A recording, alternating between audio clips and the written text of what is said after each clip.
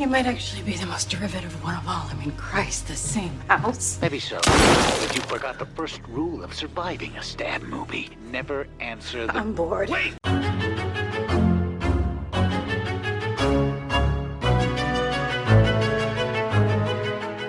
And welcome back to Horror Queers. We're talking, shucks no, a real house, real plumbing and everything. We're talking sepia-toned recreations. And we're talking Mothman. And I'm Joe. And I'm Trace, and we're talking ChapStick. Okay, Indrid. It's really scary. It's unnerving. Everyone, we are discussing Mark Pellington's The Mothman Prophecies for our final entry in our Toxic Masculinity... Oh, wait, no, I'm sorry. No. This is a reprieve from our Toxic Masculinity series. You're welcome. We gave you 4 weeks, but not a full month. That's fair. But honestly, I'm just going to dive right into introducing our guest because we picked this because this is one of our guests, I don't know if it's one of his favorite movies, but he really likes it. Okay. So, everyone, he is an occasional writer for Bloody Disgusting who has now become an excellent counseling psychologist with a PhD, but you may also remember him from our episodes on, The X-Files, I Want to Believe, I Know What You Did Last Summer, It Follows, and Suspiria. Please welcome back Professor Ari Drew. Hello, everyone. Hello. Welcome to the show, dear husband. Thank you. And this is, in fact, which, I mean, I'm a little offended you didn't know this, but this is actually one of my favorite movies. Well, I know you're really into the cryptid stuff, which is probably a gross, oversimplification, sure. Oversimplification, of your interest, yes. You know, Ari, you famously like all that weird shit with the creatures in the woods. Yep, I sure do.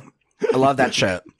Well, okay, but I know this, Ari, but why is this one of your favorite movies? Ooh, okay. So I would just say broadly, as far as kind of cryptid lore goes in general, high strangeness, which I have probably talked about on here, that term at least. Just in case, can you just give listeners a quick refresher on what high strangeness is? Yeah, it's essentially, I mean, there are a lot of different terms to describe these things, but it's essentially things that are difficult to explain using, the basis of what we currently have available to us in science, as far as our understanding of the world and the universe. And so things like UFO sightings, ghosts, having any kind of intense spiritual experience that isn't really easily defined, they would be qualified as highly strange experiences. And do you have a lot of experience with the Mothman?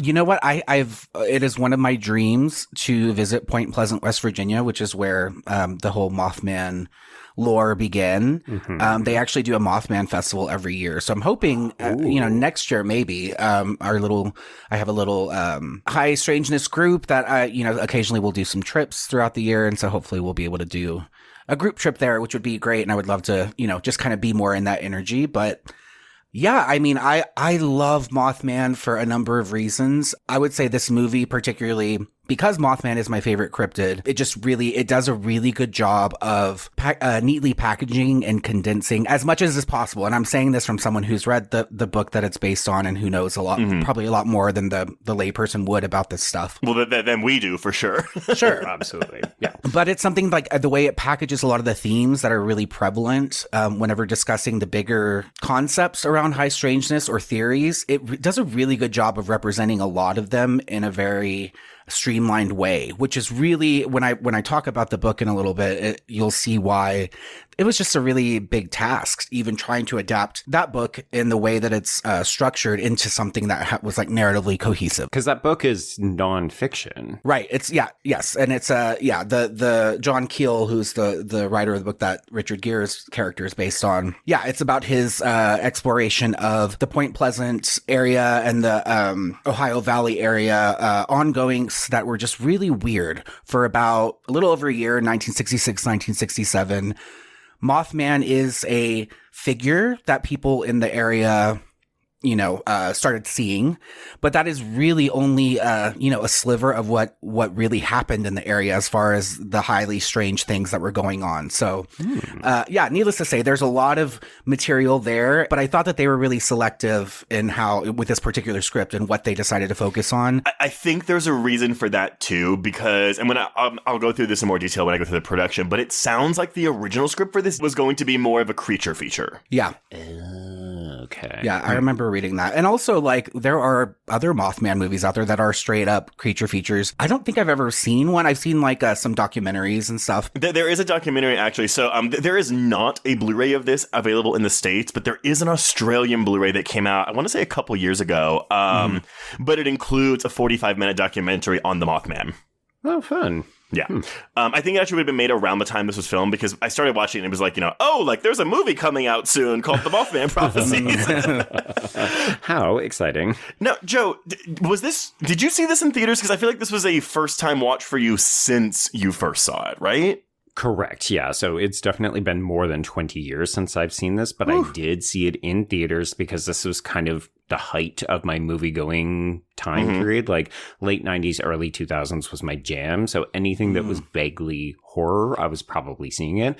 And I remember liking this, but I think I said this last week. I didn't remember much about this movie except for the fact that, it was Richard Gere, Laura Linney, and it had that amazing climax. And I feel like that's probably how most people remember this film. This film is very much a vibe. Like, everyone, Joe and I are with Runtimes. This is a fully 2-hour movie, and I don't quite think it justifies that runtime, but I do think the climax is worth the wait. Yes, I would agree with that. All right, so I actually don't think you know this about me, but the Mothman was the first cryptid that I really came not into contact with, but like learned about, because this would have come out when I was in 7th grade. I was about to turn 13 when this came out. And the year prior, I'm in 6th grade, and we get a project on, I don't think we called it cryptids, but I think it was like big legends or whatever. So it was like folklore. Yeah, like lore. So we were all assigned, the Bigfoot, the Loch Ness, whatever. And I don't remember if I was assigned it or if I just saw the word Mothman and I was like, that sounds cool. And these are, the early days of the internet being like a common thing. But I remember doing this project on the Mothman and reading in, 2001 internet. Oh yeah, there's a movie coming out called Mothman with Richard Gere. And my teacher did not believe me. You found that on the deep web and it's not real.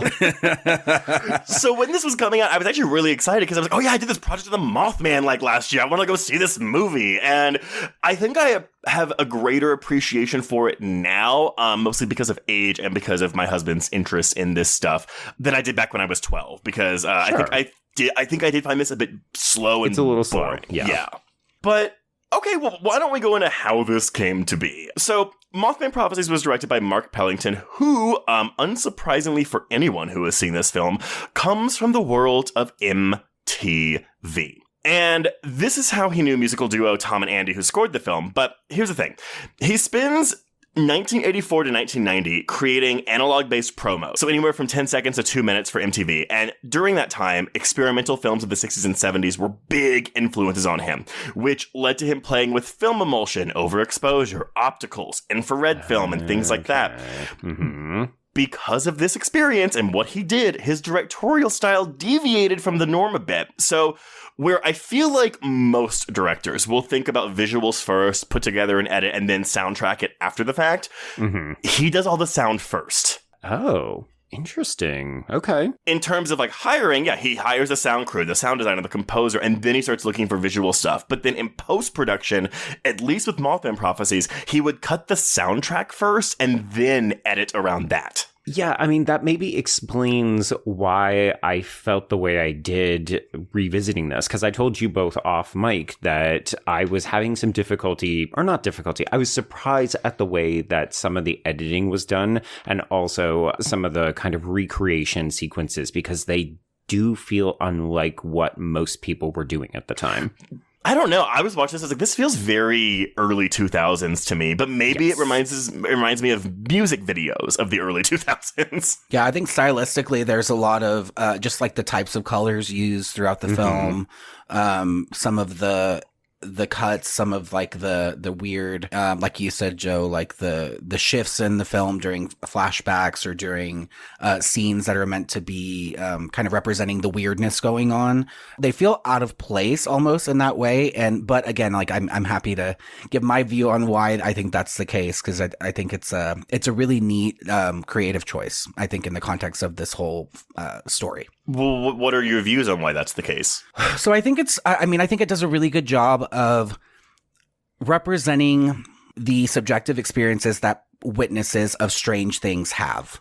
It feels like a very, when you read into different accounts of people who have seen, and this is independent of Mothman Prophecies, but who have like encountered a ghost or a UFO or something that was just really strange and bizarre. There's a lot of sense of things feeling surreal, like time feels differently, and there's an energy that people tend to report. And so I think it's just kind of doing its job of, the film already has like a very creepy, highly strange vibe. And I think, again, like the score helps a ton with that. I actually just rewatch this. I usually rewatch this a few times a year anyway, but but I actually, in preparation for this, I rewatched this and I started it at like 3 a.m, not even remembering that it's 2 hours long. And honestly, like for me, it's just like throwing myself into this world. It's just like a really lovely feeling that feels like unlike, other types of films where maybe I have a little bit less of a personal connection to the content. So yeah, I think it's stylistically to kind of set apart the surreal nature of some of these experiences, and just kind of like it does it maybe to folks' memories who've encountered strange stuff. It feels almost fever dream like oversaturated, or like the zooming is really weird, or you feel, it feels almost like a nightmare. And I think that there's something very like Lynchian and surreal about that. Well, there's something about it, even though this is kind of a studio film. I mean, it's Screen Gems as the distributor, and Lakeshore Entertainment as the production company. So it comes kind of from an indie scene, but it's still, I mean, this was a big release in 2002, and I'm surprised, honestly, because this doesn't feel very much like a studio film, outside of Richard Gere, I guess. Yeah, it's got the big name actors. It's got a decent size, like this is what we would call a mid-range film. We don't make these kinds of movies anymore, like films that are somewhere between about 20 and 60 million. They're less common. Let's bear in mind, so this comes out the exact same year as Murder by Numbers that we covered two weeks ago. That had a budget of $50 million. This is about $32 million. Yeah. Which is wild considering the difference in like what they do with that money in this, like the effects. Oh, yeah. I'd imagine that movie was probably expensive because of like Sandra Bullock. Yeah. But I'm sure Richard Gere got a big payday on this. And obviously, the bridge climax, I'm sure, ate a lot of the budget up. Right. Yes. But, okay, so going back to Pellington, though, so I'm going back into his career again. So, he leaves MTV in 1990. He starts doing poetry films for PBS, commercials, more music videos. He makes his feature directorial debut with the indie film Going All the Way. And have either one of y'all heard of this movie? I have heard of it. Yeah, I don't remember if I've seen it. I'm going to look that up right now. Well, it stars Ben Affleck, Rachel Weisz, and Rose McGowan. Huh. Okay. Oh, I definitely remember this poster for sure. I've never seen the movie, though. Well, so he gets a $3 million budget for that, but then he's handed $25 million to direct a movie called Arlington Road. And there it is. Hey, Joe, have you seen Arlington Road? I've not seen it in a very long time, so my memory is quite dodgy, but I remember people being like, ooh, this is kind of a flashy but also trashy thriller. I love it. Well, that's what I'm saying. So Ari, it was one of the first movies he made me watch that I'd never seen when we started dating. He had the DVD and he was like, oh my God, like I used to watch this all the time when I was growing up.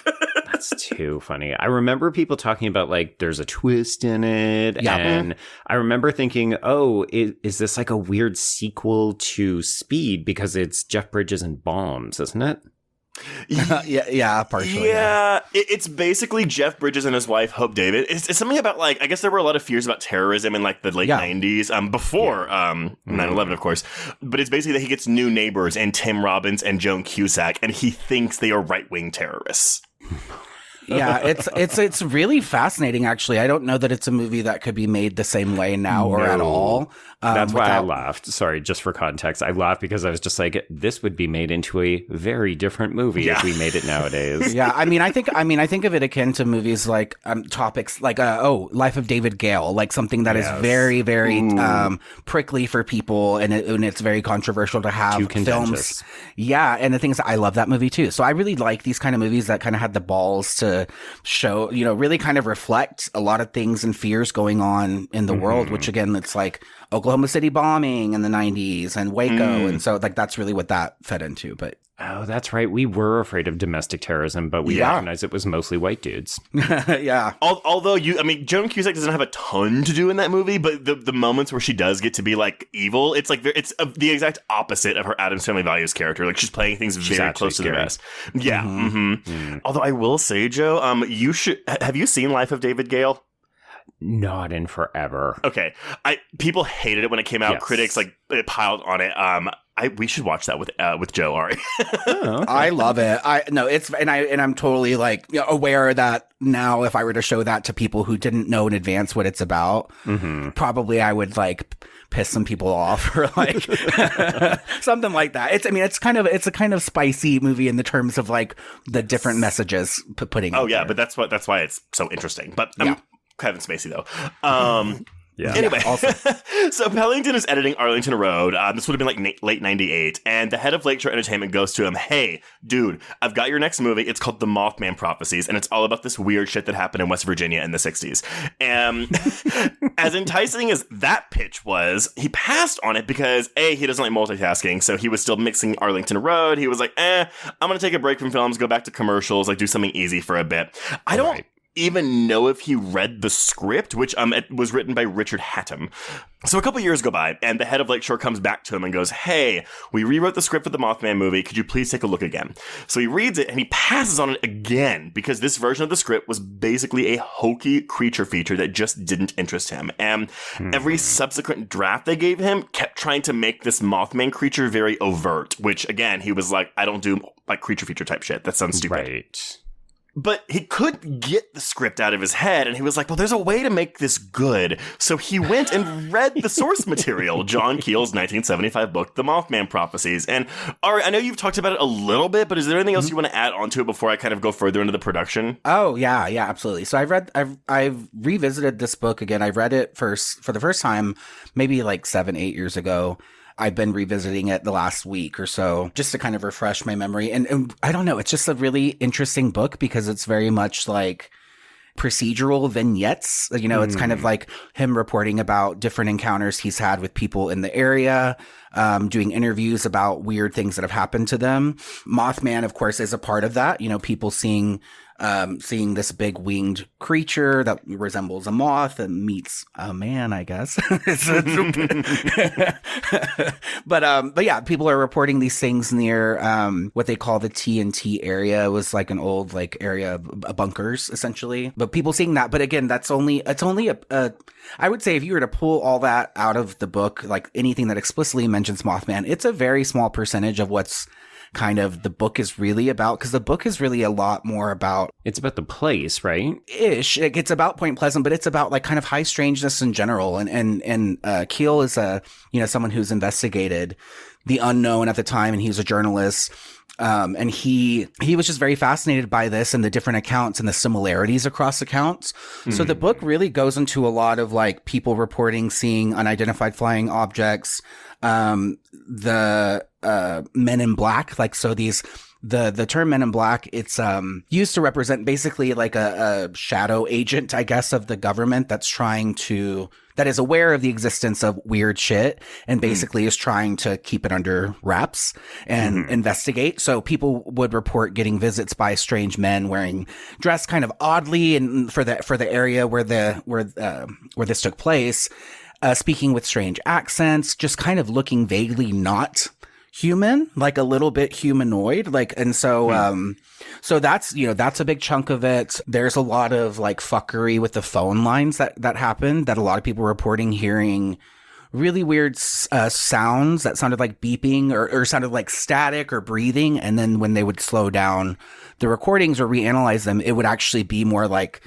tones, like slow tones that they were hearing. So there's a lot of weird shit that happened. And there's even like talks of like people reporting poltergeists in their homes fucking with their houses after they'd seen something weird in the sky. So it really expands really a big chunk of what constitutes high strangeness at all.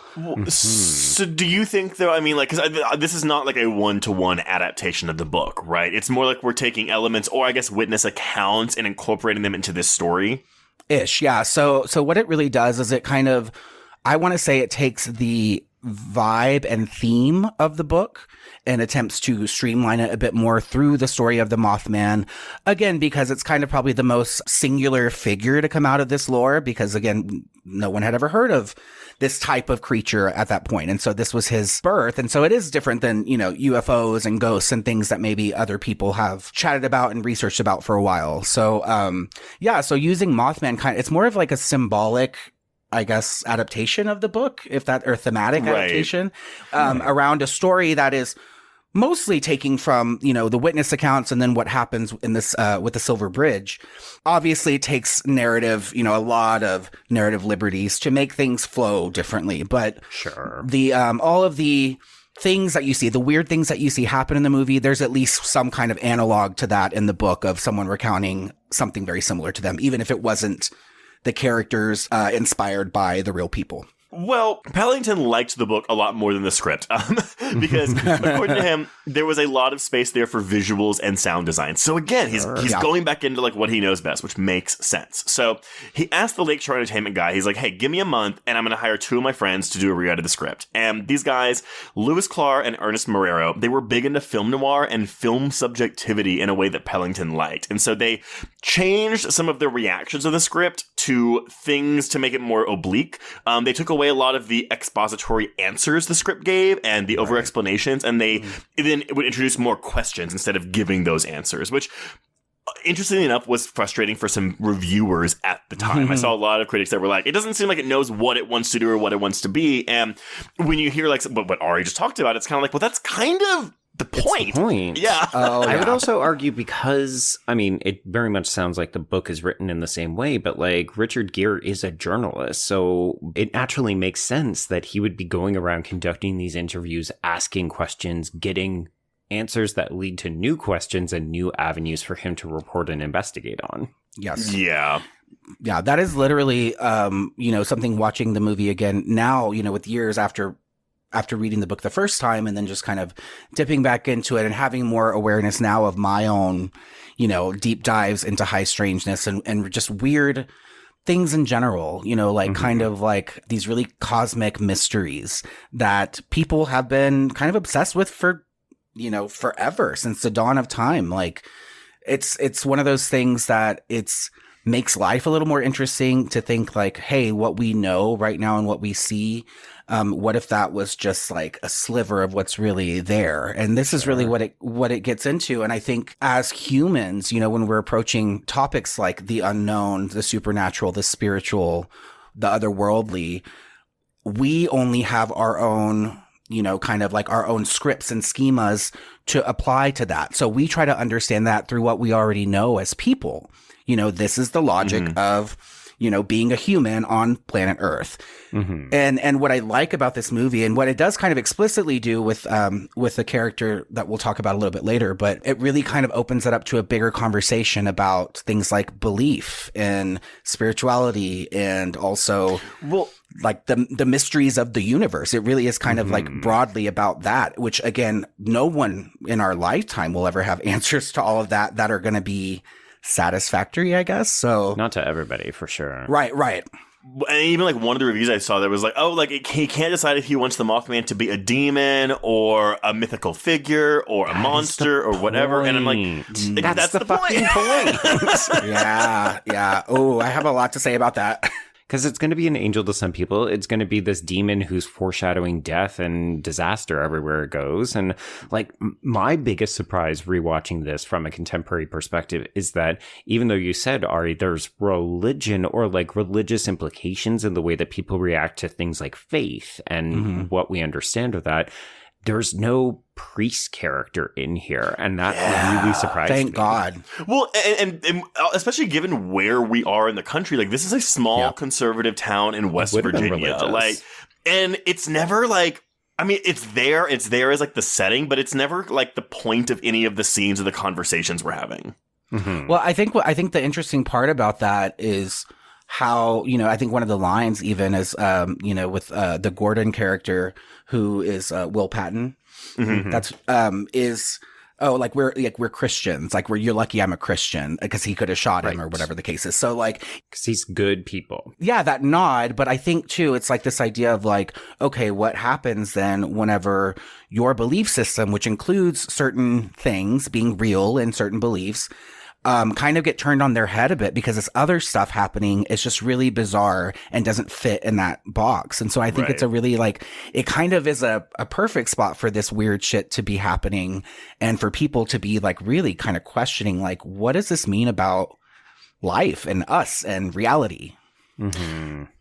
Well, okay, so after they use that book, they turn this version of the script in, and Lakeshore sends this version over to Richard Gere, who, okay, so here's the thing. It sounds like he was, I don't want to say the mastermind behind this, but very much like a driving force behind wanting to get this movie made. So I have to wonder if Richard Gere is like a secret cryptid nut. Or he saw a juicy part for himself. Well, or he read the book and was like, oh, because also, the marketing of the film very much used the based on a true story that was so popular at this time. Yeah, so, nevertheless, they sent him the script and Richard Gere was like, oh my God, this is it. So he meets with Pellington over dinner in New York and they all discuss the vision for the film. And Lakeshore calls Pellington the next day and is like, hey, Gere loved it. Let's go. We're going to do it. And I have to believe that the only reason a movie that is about Mothman got made is because it had a big star like Richard Gere championing it. Mm-hmm. Absolutely. Sidebar. This is the same year that Unfaithful comes out, so this is a very good year for Richard Gere. This is also the same year Chicago comes out. Oh, Jesus. Oh, my gosh. Okay. Yeah, he was killing it. So it's really funny that when you're like, oh, Unfaithful, okay, Chicago, Mothman Prophecies. What an interesting 2002. One of these things, a little bit different than the others. Well, so interestingly enough, though, for the role of Connie, the Laura Linney role, they had actually met and wanted Joan Allen. Could see it. Well, I totally could too. But Richard Gere had done Primal Fear back in 1996 with Laura Linney, and he was like, no, I want her. Please ask her first. That's a great movie too. Yeah. So good. So good. I love it. Yeah, Laura, so a little bit of trivia again, and I'll chime in here when I can. So Richard Gere's character, John Klein, is based on John Keel, the journalist, but he's kind of split. Keel is split between that character, and then there's like a character the Alan later. Bates character. Yeah, Alan Bates' character. So he's kind of split between those two. Laura Linney's character, like the analog to her character in the book, is actually Mary Heyer, who is a journalist in the book. So it's not a police person. And Mary Heyer actually I think she has a niece named Connie. So I'm guessing that's where they got her character name from. And that's why Deborah Messing's character is named Mary. Mary, right. And then, it's really kind of interesting how they chose, but it's kind of like a reinterpretation of a thematic reinterpretation where it's like, yeah, this is kind of the story, and we're going to tell it through this lens. And so the Gordon character is actually based on a very popular, the person who met in real life, quote unquote, Indrid Cold, who reported like being very close to Indrid Cold. And his name is Woody Derenberger. So he's actually written books about his encounters with Indrid Cold, and his daughter even has, Tanya, she's written a book too, basically stating that they were friends with Indrid Cold and Indrid Cold's space family for most of their lives. Oh my gosh. And so this is like a real known person, but yeah, they really kind of had to hone in a little bit on the Gordon character's experiences. Like I'm guessing they were trying to ground it more in quote unquote reality and not get too wacky with it. Like, oh, I went on the ship to Lanulos, which is where, Indrid Cold is from, apparently. So, they didn't include all that stuff. But that is something that the real life Gordon character, Woody Derenberger, claims to have experienced. Well, so they move into filming, and the shoot, which took place in Pittsburgh, which I found very surprising, seems to go over well. After all the script rewrites, everyone was like, hey, yeah, we're not doing a creature movie. We're never going to show this creature, minus like one bad split-second CGI shot in the first 10 minutes of this thing. Oh, Trace, by the way, the reason they probably shot it in Pittsburgh is because it's got that industrial feel to it, right? Because this is meant to be a bit of a, like, mining natural resources sort of location. Exactly. But yeah, they never had a studio breathing down their neck, being like, oh, can you, like, make it more creature-y? Can you get more scares in? Well, with the exception of one particular scare, but I'm going to save that for the plot summary. Okay. But when it came time to market it, everyone was struggling with the word Mothman. There were hesitations about having that word in the title of the film because, I mean, ask my 6th grade teacher, that sounds really stupid. So at one point they were going to call it The Man in the Dark, but then someone was like, well, instead of calling it The Mothman, why don't you just call it The Mothman Prophecies? Like, that sounds more ominous. Yeah, and so they were like, yeah, sure, let's do that. Can you imagine The Man in the Dark and you show up just waiting for what? A slasher? I mean, that title is not representative of this movie. That's It Comes at Night syndrome. That's like, where's the it? Yeah. It doesn't come at night. Yeah. Where's the foot? Where's the foot? Oh my God, we hit a boot. Throwing some scary movie in there for y'all. So, okay, The Mothman Prophecies was released on January 25th, 2002, against a slew of other new releases, including A Walk to Remember, The Count of Monte Cristo, and Kung Pao Enter the Fist. So, well, I was kind of like, oh, January, this seems like a weird time to release this movie, because, again, at the time, well, I was going to say at the time, this is when, like, shitty horror movies would come out in January. But, sure. I mean, even, like, Count of Monte Cristo is pretty good. A Walk to Remember is, like, critically but, like, people love it. Yes. It opens in the number 6 spot with 11.2 million and goes on to gross 35.7 million domestically and 19.6 overseas for a worldwide total of 55.3 million against that aforementioned production budget of $32 million. I was going to say, I remember this being not a bad start, but that's hard to come back from, even with a budget that is sort of mid-tier. Yeah, and it makes the money back before marketing costs. So it wasn't a flop, but I don't think it was the slam dunk success they were hoping it would be. Right. I'm just curious as to what kind of slam dunk success, they were thinking this would be. It's such a strange movie it's got cult appeal, right? It definitely does. Yeah. And I think it actually hit that sweet spot where, like, everyone who was curious to see it did see it and probably loved it like I did. I just mean, like, but if you're making a movie, you give it a budget of $32 million, you hope probably that it makes at least double that. Or you're hoping for a big video rental, as we mentioned in Murder by Numbers. This is the era where, okay, well, this will probably do double the business on DVD. I wonder, okay, maybe that's why January and February were always like the doldrums, right? Because is there something about... Oh, because I mean, it would take 6 months for movies to hit VHS/DVD sometimes.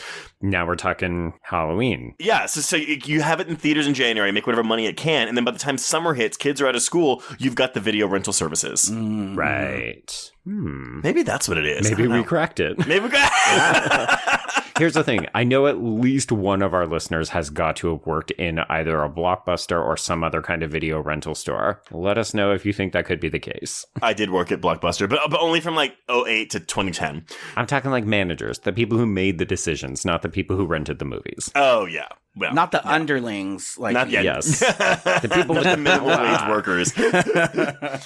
But yeah, critical response was mixed. We're looking at a 52% on Rotten Tomatoes with an average score of 5.5 out of 10. It's got a 52 out of 100 on Metacritic, and Letterboxd users have given it a 6 out of 10. That's really all I have, although I will say, because this is particularly timely, last month, so in October of 2023, Mark Pellington announced that a streaming series was currently in development, while stating that further details would be revealed at a later date. So, of course, we're in November of 2023 right now, so we don't have those details, but I'm very curious. I am so excited at the prospect of this. I think perfect. It This is. could see a great renaissance. I will say, though, as soon as I read that on the cheat sheet, and I'm curious to know what you two think about this, I can imagine somebody like Cognetti, the guy who does the Hell House. Hell House. movies. I can imagine him tackling this in the same way that he does his visuals for those films. And it could be like, that would be weird and interesting. Hey, Well, okay, but do you think it would be like a scripted series, or would it be like a paranormal investigation series? No, there are too many shows like that. And also like those areas like Point Pleasant, and there are some other kind of smaller communities that are famous because of things like this.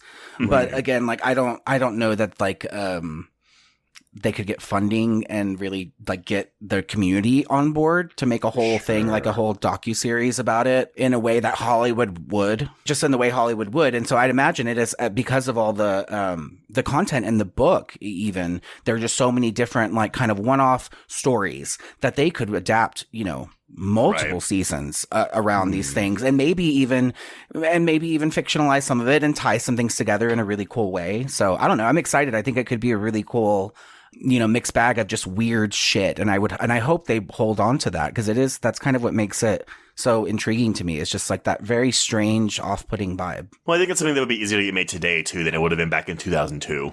Right. And I think the appetite for something like a TV series version of this is also better because there's just more places you could shop it around to. Like back in the day, you didn't have streaming sites in 2002 that you could just be like, hey, do you want 8 parts of this scripted cryptid series? Yeah.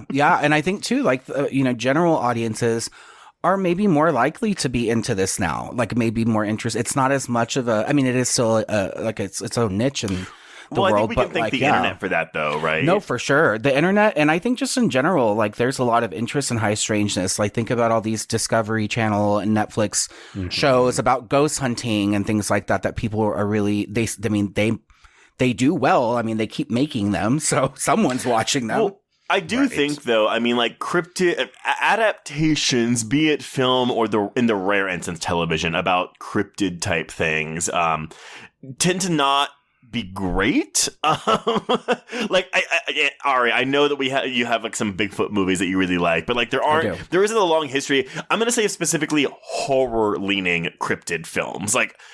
The documentary stuff that you watch, I think, is more on the up and up. But, like, you know, we got a lot of schlock coming out of cryptid. Oh, no. Like, as fiction goes, like, there are I would say very few, like, what people would consider quality films and or shows about cryptids, like Bigfoot, even anything kind of spooky like that. I think part of the struggle is actually what this film does best, which is how much do you show, how much do you hint at, how do you create atmosphere and scares even without either having to blow your budget and, you know, oh, I guess we're going to have to pay for a Nessie. That's going to be $10 million. But I think that's what makes The Mothman so interesting, because the movie, and it sounds like the book itself, is about the people in the town, not the creature itself. Whereas a lot of the horror, like fiction versions of these things are like, oh yeah, it's a monster killing people. But how wild is that? Because as horror fans, we're always complaining that we don't give 2 fucks about human characters. We just want to see the monsters. We want to see the kills and that kind of stuff. So I don't know. I think as much as this movie is about a 3-star for me, so I think I'm falling into that average. Yeah. I think that it gets certain things so fucking right. It does. It's a fascinating movie. I think I find it much more interesting than like rewatchable, if that makes any sense. But yeah, I don't know. But on that note, let's talk about what happens in this movie. Okay, but maybe before we go into this plot, I think we should have a conversation about what specifically is attractive about cryptids and maybe the Mothman himself or herself or itself to queer people. Well, I will say, so 2 of my favorite figures, and these are like investigators in high strangeness, are Greg and Dana Newkirk, who they created the show Hellier. That's become a bit of a cult phenomenon in the high strangeness circles, and then the circles of people who like to watch weird stuff, especially real weird stuff that appears to be based on reality, based on, you know, people's real experiences. So they're just lovely. They have a podcast called the Haunted Objects Podcast, and so they talk about They have a museum of haunted objects, and they just toured, and they're just really lovely humans. I am in like the VIP fan club or whatever, so we get to like sit in and do like live seances, and they do Q&As, and they're very interactive with this community. But I bring all that up because they love Mothman. That's a lot of interest in that lore. It actually informs a lot of what happens in the Hellier story that they told.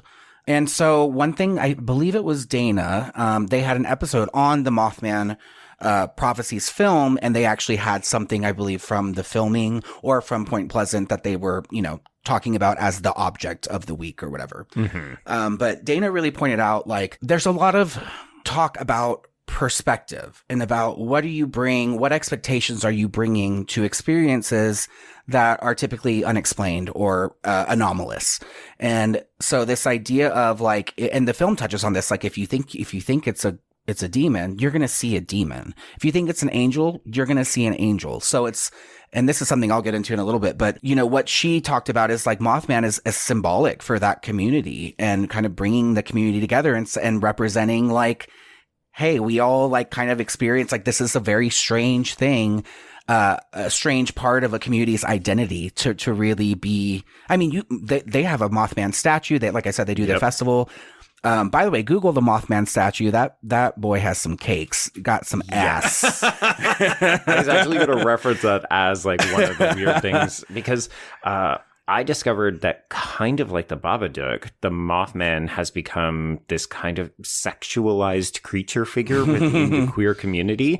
So it's often depicted as like a quite tall, very muscular, often half naked creature that people are like, ooh, I would swipe a credit card in that statue's ass if I ever got over to Point Pleasant. I definitely will when I do.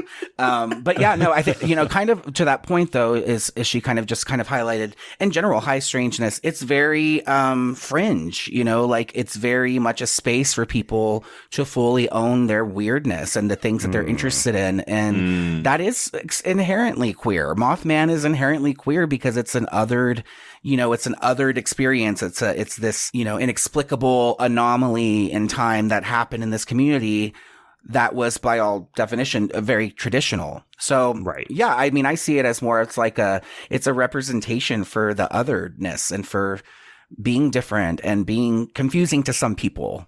Like, I don't know. So maybe that feels inherently just super queer to me. Yeah, that was definitely what I encountered when I started to look into cryptids in general. And I knew I didn't have to go very far because you were going to be here to answer I was going to say, Joe, questions. You got to come on one of these ghost hunting trips with us and just experience it. Well, that's the thing. Yeah, I mean, I like what you said, that it feels almost like a community, right? Like people are uniting around these shared values and interests, but they are on the fringe, they're on the margins, they're outliers. And yeah, are you talking about cryptids and cryptozoology, or are you talking about queers? And maybe there's an intersection, and I'm willing to bet there is. There totally is. There totally is. And actually, so there is a theory that was proposed. I'm trying to remember the writer's name, George Hansen. And so basically, it's this idea of what is common among these weird experiences that people report. And so he proposed this idea that there are three components to what he called parapsychology, but basically just anything highly strange. Mm-hmm. And so that tend to be typical. And so one of them is liminality. So the idea of being in a transitional space. Mm-hmm. So this is like, there tend to be a lot of sightings of weird things along bodies of water, along that are like rivers, bridges, places that see a lot of human traffic, but no one ever really stays in that spot. Right. So that's, and then we know about liminal spaces. Like I wrote an article on Blade discussing about that in some recent horror films, but yeah, you can Google liminal space is creepy and you'll see like these YouTube videos of just places like airports, but completely empty. So things that you would expect to be highly trafficked, but like sometimes they're not. And when they're not, it's really fucking creepy. It's really weird. Right. Yeah. Yeah. So that's one, one aspect. So again, that would make sense if we're to believe this theory, like, oh, there's the Ohio River, there's a bridge. So yeah, of course, liminality, it's people are flowing through this area.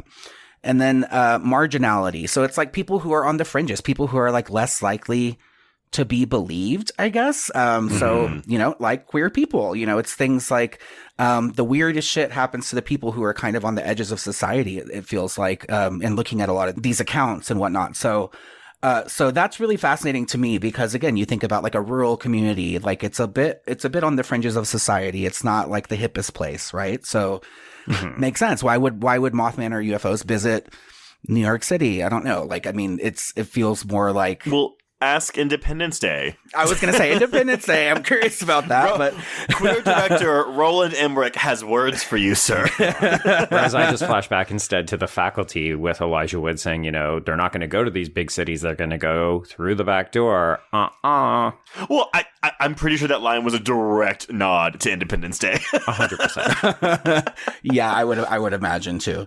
And yeah, this, and then anti-structure is the third. Essentially, it's this idea, you know, this is all about ideas of like being on the fringe or being in a space that's there's fluid energy going through it. So there's a lot of people going through, but no one really stays. There's a lot of people here that like, oh, maybe if they were to tell this story to a national news station, they would be laughed at because they're like, yeah, you just sound like a kook from the country.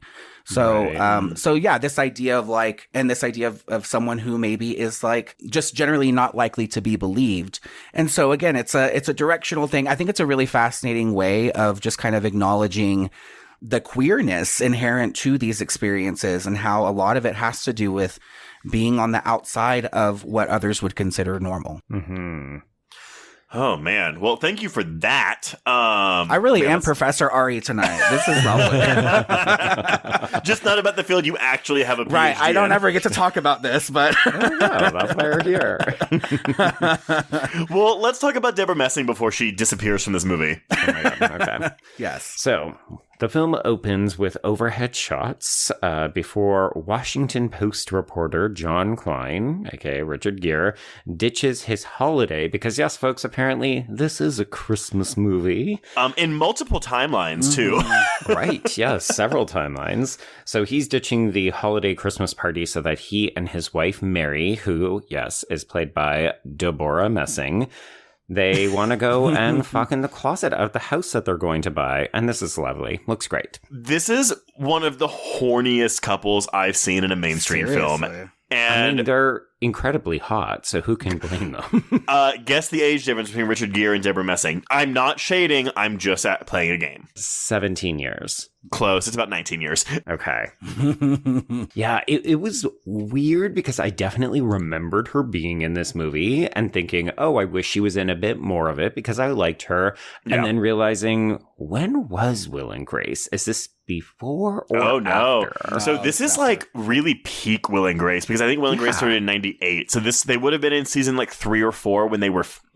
season 2 or 3 when they were filming it. Season 3 or 4 when it was released. Okay. Because this is then weirdly stunt casting, right? 100%. Yeah. I remember 12-year-old me being like, oh my God, Grace is in a horror movie. But it's like, well. TV prestige, right? So she was a big name for people at home, but she wouldn't have been considered a quote-unquote movie draw. No, but they would try 3 years later with that awful, boring movie, The Wedding Date. It's her, Dermot Mulroney, Amy Adams, and it is not good. A good cast.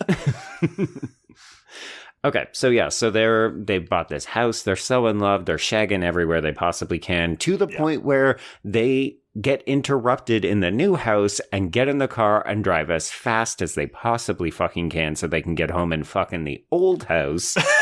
And this is when they get into a car accident. So Mary is distracted because she sees a flying black figure with red eyes coming at the car, and we get this pretty solid car accident where she just smashes her head into the driver's side window. So this is the only true real glimpse of the Mothman we are going to get. I like that it is a split second shot. If you freeze frame it, it looks like shit. Sure. So I appreciate the restraint. Yeah, this is how much I think you can get away with, apart from, we do see a manifestation of Indrid Cold, and I always assume that he is a human form of the Mothman, but I don't know, maybe you two would disagree. But yeah, I don't know that I want more of this. I don't need this thing flying above the city at later stages of the film. To be honest, it's the witness accounts that I find the most scary. Like, I'm jumping ahead, but when that woman's like, I saw it standing out in my backyard, its head was about a foot away from those branches, so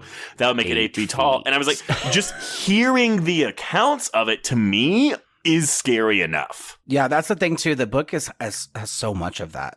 That's what makes it really effective. Is just you're reading. It's I would say, like, if you can listen to an audiobook, even, it's just kind of nice to hear someone tell the story, verbally. But like, yeah, like even just moments of revisiting some of these, I was like, oh damn, that is some creepy shit. So I'm interested, and I'm going to give full credit to Bloody Broad's podcast, because this is the only reason I was even thinking of this film. But 7 years later, we get a Mila Jovovich film called The Fourth Kind, and that one's about alien abductions. I never saw this one because it did not look super great, but it does have a similar kind of investigative recreation-ness to it, right? Yeah, it kind of does. The thing with that movie, and it's okay. I think it has some really effective... Wait. I'm going to say, though, this is one also that Ari made me watch.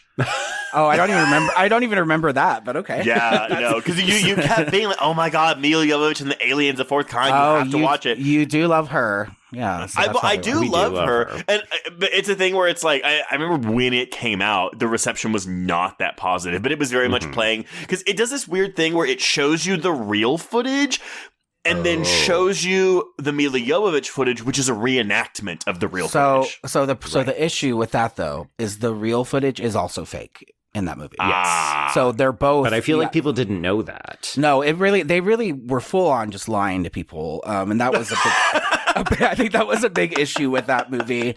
Like, it was literal straight up lies, like trying to pass off this, staged footage as archive footage. But I get they do have very similar, I guess, like, energies to them to a degree. And again, like, I think it touches on other aspects of the lore that actually are really reflected in a lot of these other things, like the owls, and because the owls play a big part in that movie, and that's something that has been linked to like UFO activity and all this stuff. But sure, even to the point of David Lynch and Twin Peaks and stuff. Yeah, where we're talking about the owls have seen things. Yeah, so it's kind of same ballpark, but this is a much better execution. Okay. Well, I think Fourth Kind's probably the more hokiness of it. Sure, which I think is representative of what this film could have been. Yeah. If we had have aired into, let's show them more of the Mothman. Yeah, 100%. Okay, so Mary kind of seems fine. We take her to the hospital. We give her an MRI. She's very upset because she saw something and John did not. And that is very upsetting to her. So, yeah, we throw her through the MRI machine. And of course, she's got a Mothman tumor in her brain. It's a glioblastoma, but okay. I mean, freeze the frame, because the image literally looks like the shape of a Mothman in her brain. I'm sure. We don't know what the Mothman looks like, Joe. Truly. Okay. Yeah, that's very like Rorschach reading, Joe. Like what you see as Mothman. You're looking for the Mothman, so thus you saw the Mothman. Oh my God, listeners, write in and tell me that you also saw a Mothman tumor. Well, no, because now you're putting it in their head. They're gonna go back and watch it and be like, "Oh my God, that is a Mothman." No, Trace, you're just gonna be proven wrong. I'm gonna be proven right. This is how it's gonna be now. We'll give you this, Joe. So she has to stay in the hospital, and she's like, but I want you to be happy. And I'm just like, they're killing this bitch in one scene. I checked the time and I was like, wow, she really dies 10 minutes into this 2-hour movie. It's wild. I mean, she'll pop back up in a couple of nightmares and hallucinations and stuff. But yeah, it is not Deborah's movie for hallucinations, quote unquote, It is really fun to hear Pellington talk about messing, though, because so like again, her I don't even say her biggest scene, but like the most difficult scene for her to film was just her sitting in her hospital bed, because we have all these close-ups of her face as she's like looking, like darting around the room. Mm-hmm. And he's like, yeah, we had to just sit her there for hours and just have her sit completely still so we could get all these shots of her. And so she just put her Walkman on. Remember those? And I'd be like, do you need something? She goes, no, I'm listening to my music. That's what I would do. I would love that. What's the alternative? You're like, well, I guess I'm getting paid to just lie here in this bed and look scared every 2 minutes. Listen to jams. But I will say, she kills that performance. She's great. really good in that part. Well, I was going to say, like, she sells fear very well to the point where I actually would like to see her in more thrillers or horror films or in genre films. Yeah, agreed. same. Yeah, because we get her in kind of not great police procedurals later on, and she's fine, but it's, I don't know. I think we can expect more of her. I will say, though, because I feel like her public life is kind of controversial because she's very, or at least was very, like, vocally political on Twitter. Like, she was in that Susan Sarandon category of actresses. Mm-hmm. I did love her cameo as herself in Bros, though. Oh, yeah. It is very funny. Oh, so funny. I just love that she was just like full on in on the joke. I am not Grace. I'm not Grace. Oh, she was great. You know what? I'm just going to do it. PSA, folks. Bros is actually very funny and very clever, even if you don't like Billy Eichner. It's yes, cute. he is a lot, but it's a movie that's well worth supporting. 100%. Agreed. I say this as a white gay. Obviously, I'm the target demographic. Well, that was Ari's one complaint when we finished it. He was like, "It's very white." It's so white. But I really liked it. I mean, I think as queer movies go, it's one of the ones I enjoyed more. It feels like an accurate representation of a certain segment of queer lifestyle. That is it. That's the it right there. Mm-hmm. Mm-hmm. That's the it that comes at night. So I need to. I'm gonna correct myself because I stated the theory earlier was George P. Hansen. That's actually the article. Who wrote the article? It's actually a combination of Arnold Van Gennep and Victor Turner's writings about basically like rituals and religious stuff. So yeah, liminality, marginality, and anti-structure, which is actually like anti-establishment or like the border between chaos and order. So that's the thing. That makes sense. Yeah. Okay. So Mary's in the hospital. She tells John, I want you to be happy. Get the fuck out of here. So he just goes back to the accident scene. And he sees, construction lights in the distance that could be inferred as red eyes. But he does also find strange marks on the car. So it's, 6 of one, half a dozen of the other. I think this movie does that very well. And it's intentional. Like this idea of having some things look like pareidolia. So like you look at a cloud and you're like, oh, that looks like Homer Simpson or something. So that's what that concept is. But it's like your brain trying to make sense of things that, kind of like otherwise looked like nonsense. It handles uncertainty and like different perceptions very, very well. And I think the character that's like summarizes all of this and the effect it can have on us the most is Laura Linney, when she's giving him that talk later about the phone call he might be getting from Deborah Messing. I love that. Yeah. I love that moment. That's a very like classic, like whoever walks through that door or whoever calls, it's not going to be who you think it is. It's very like, bringing, Pet Cemetery style. But that's where, Pet Cemetery is a really good example, but it's not quite A24 level of quality here, but it's like, this ultimately is like a very like intense study of grief. And yes, that is kind of what I found the most fascinating. Because you can read into all the Mothman stuff, all the creature stuff, whatever. But at the end of the day, we are watching one man just struggle with the loss of his wife. 100%. Like, there's a point where I wrote in my notes, like Connie is basically saying it's okay to move on, and also maybe you could be with me because we have a connection. But yeah, this movie could very easily, like, you could tweak a couple things and say, oh, the horror is all about how awful trauma is, and that's why you saw a Mothman, but also you need to get back on the saddle. 100%. Yeah, and I think what I think too, what I appreciate about it is that is not inherently separate from what this is, this talk of like the things we can't understand or explain. That is a lot of emotional experiences people have. When someone passes away, the question, why would this happen? Why me? And it's like, okay, do we believe there's like a divine plan? Do we believe that it's all random and who gives a fuck anyway? Like, I think that it's really touching on that because those are the very similar questions that we ask in High Strangeness. Like, okay, if this thing is real, why would it happen here? Why us? What's the bigger meaning?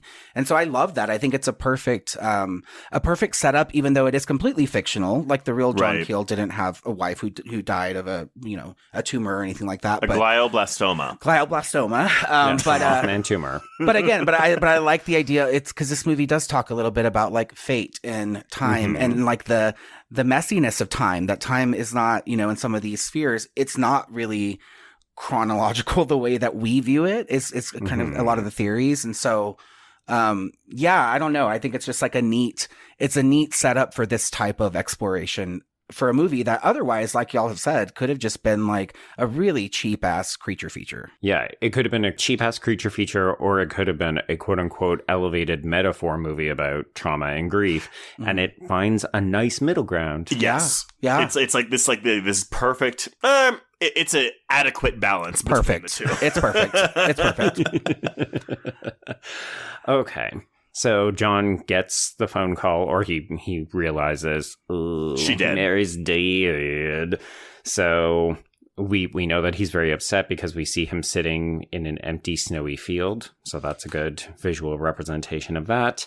And then he's packing up the hospital room, and this orderly is just kind of lurking and says, well, you can feel good about this because she knew it was coming. That's why she was always drawing pictures of all of those angels. And then you get these horrifically scary images of a Mothman. I was going to say, at first I was like, why the fuck? How would you misconstrue any of this for angels? However, I could be wrong. I do believe in biblical lore, or whatever you want to say. Yep. Like, you can't look at angels because they are so...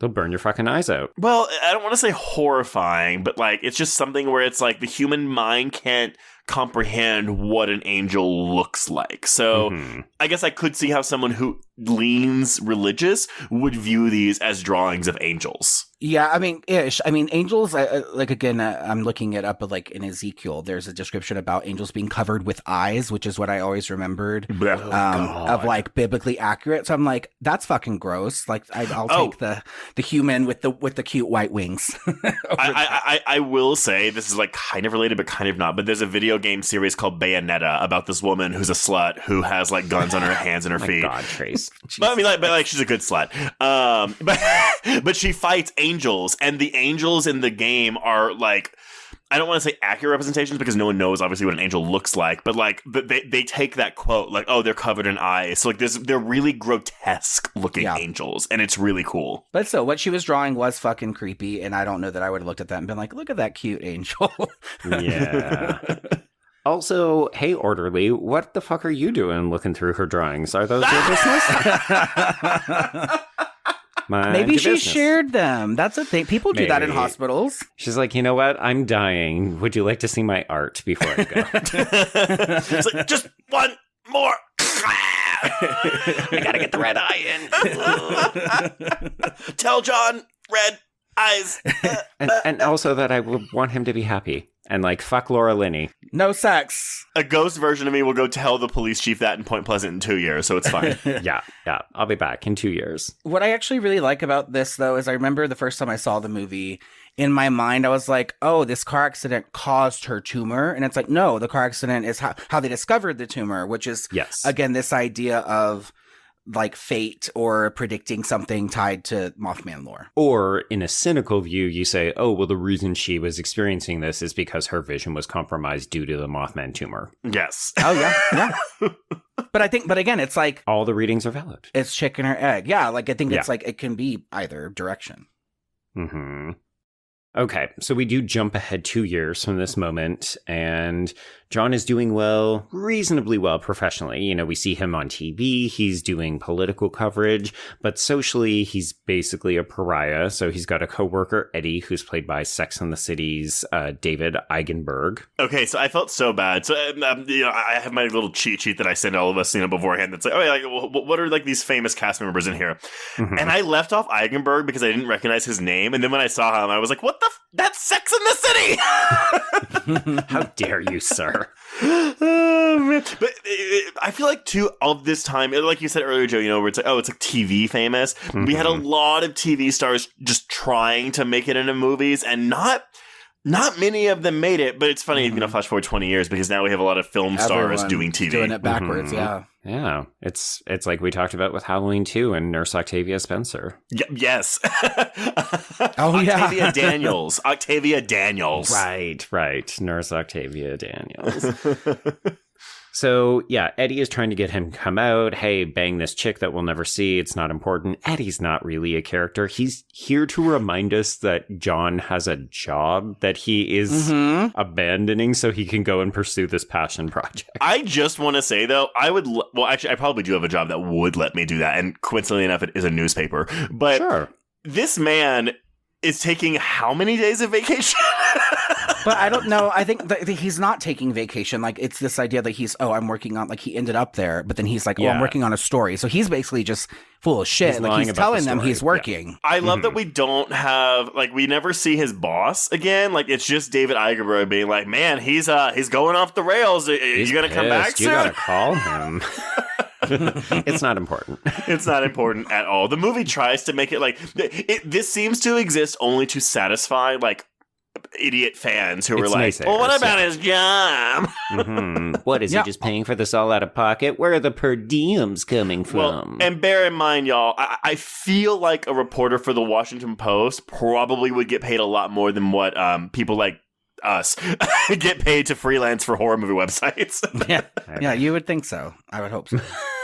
Maybe back in 2002. Maybe not now anymore. I mean, yeah, it's a very different type of profession. And then it was like, I mean, at least like in like way back when the 60s, yeah, it was like John Keel. That's how he made his living. And he spent over a year. It was prestigious. Doing this. It was well respected. Yeah. That's actually something I wanted to ask you guys, because the real events took place in the 60s and the book is in the 60s. Are you a little surprised this isn't a period piece? I don't think it makes it sellable. I think I like that it's not. I like that everything's just kind of a little bit off, because it really also leans into this idea of like, in another reality, this is maybe how this story could have played out, and it would have maybe been offset by 30 years or something, and this character actually. So it's like very much multiversy, is what it feels like to me when you read the book and watch this. Look, I don't think there's anything in here that's like, I mean, outside of the use of cell phones, which we have plenty of that, like nothing here is like, oh, like we couldn't have just set this in the 60s either. Right. I just think there's something, when you're doing a horror specifically, there is something scarier about setting things in the past because we don't have that technology available to us. I do think it increases your production costs, though, because then you would have to have different costumes, different cars, and that kind of stuff. I mean, I don't know that it's exponentially more expensive, but my belief is, this is already a bit of a hard sell concept. Do we want to also make it a period piece? Yeah. I have this belief that there is a big warehouse in Hollywood that has a bunch of cars. 100 cars from every decade. From every era. And there's also trains in there, and planes, planes, and automobiles. Planes, trains, and automobiles. There we go. It's just a giant fucking warehouse. It's like the car garage in Mission Impossible Ghost Protocol. Yeah. Sure. Everybody knows the Furious movie. Everyone knows, obviously. That one very specific reference, yeah. But that's a really high-tech garage, and so that's what I'm believing. Truly, yes. You can get a car, you can get crushed by a car, anything you want. It's like a vending machine where you press like A2 and you just get lifted to wherever the car is. I love it. Okay, so John is driving to go and cover something political. It doesn't really matter. We just know that he needs to drive and go and do it. So he's en route to Richmond, and in the middle of the night, he heads out because he can't sleep, and his car randomly just loses power and stops on the side of the road. So he gets out and he's walking to a nearby house. He clearly feels like he's being watched. And I do want to recognize the camera work in a lot of these outdoor sequences is very, we are in the point of view of something and people are constantly being watched. It's like we're flying in the sky. It's very evocative. I like it. Well, again, a lot of the visuals and like the flashy visuals like do feel very of the time. Yeah. But I like how experimental Pellington is being with this. And I think that comes from his, I mean, thank God he wasn't the writer, because I don't know if he would have been able to like put it together a cohesive story about this, but I enjoy literally watching this movie. Yeah, even in the quote-unquote slower parts of the film, we're often doing these very flashy transitions, courtesy of editor Brian Burdan. Or, yeah, we're moving the camera around like it's going out of style. And it's interesting. I noted on your cheat sheet, Trace, cinematographer Fred Murphy also did Stir of Echoes. And I would say that feels like this film. Okay, so it's a combination of that. It's Fred Murphy cinematography, but as you said, with Burdan's editing. So Burdan comes from the school of David Lynch. So he had edited like Blue Velvet, Wild at Heart. I mean, this isn't Lynch, but he did like Natural Born Killers. And our favorite movie, The Net. Oh, I love The Net. Actually, but you know what, though? Here's more of similar things, though. U-Turn, the Oliver Stone movie. Domino. Oh, my God. Forgot about that. Crank. My name is Domino. I am a bounty hunter. The weird one. Oh, God. The weird one. Underwater. And The Boy and Brahms the Boy 2. Oh, boy. Okay. But yeah, I think you can see a lot of both the cinematographer and editors like trademark signature things in this movie. Yeah. So John is out walking. He's looking for help. He goes to this house and he knocks and is immediately greeted at gunpoint by Gordon Smallwood, who is played by Will Patton, as well as his wife Denise, who is played by Lucinda Jenny. And they basically hold him hostage until Sergeant Connie Mills, Laura Linney arrives.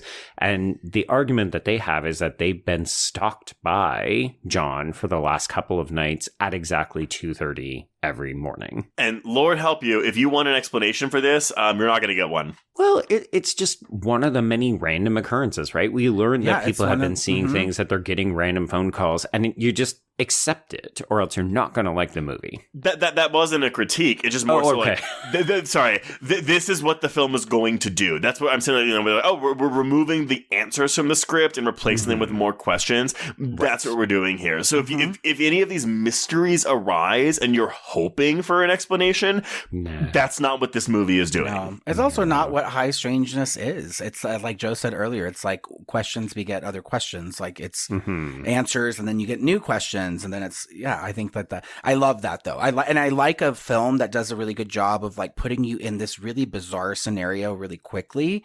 And you just go with it and it works. It works for like what the movie is doing. Yeah, like in some ways, this opening to me feels evocative of Silent Hill, right? You randomly end up in this town and you've got to ask questions and meet people to try to find your way through. But a lot of the time it's like, I don't know. I'm just going to keep going. Silent Hill is kind of like the version of this movie that incorporates both what this movie is trying to do and the creature feature aspect. Yeah. Yeah, for sure. So true. Yes. Okay, so Connie manages to de-escalate this. She drives John to a motel, and this is when he realizes, I'm in Point Pleasant, which is on the state line of West Virginia and Ohio, aka 6 hours away from where I should be. And he traveled 6 hours in 90 minutes. I love it. That's the liminality, right, Ari? That's actually a very that's like the lost time thing. That's pretty typical. Well, I say pretty typical. It's a component of like in encounters with UFOs or abductions, and like and in cars too. Like there's a couple of really famous cases of people being abducted in their cars, being gone for X period of time, and then like being back in their cars, and it's like hours have passed or whatever. So this is like I think a nod to that, but. It's just so, I don't know, it's fucking cool. It is very much like that Silent Hill universe of like, ooh, we're in a weird space now. I could just imagine how disorienting this would be too, because, you know, our two main characters in this movie, they're both quote unquote authority figures. They're high standing, morally upright citizens because we've got a reporter and a police officer, and they are figures. Like, they deal with facts all the time, right? Like, that's John and Connie's MO is we should be able to find reasonable explanations for all of this. And the whole movie is rational characters being forced into situations that don't have answers.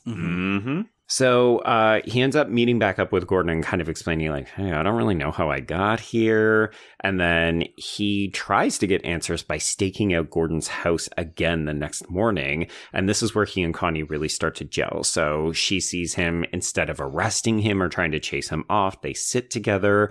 Nothing happens. Which maybe is your answer.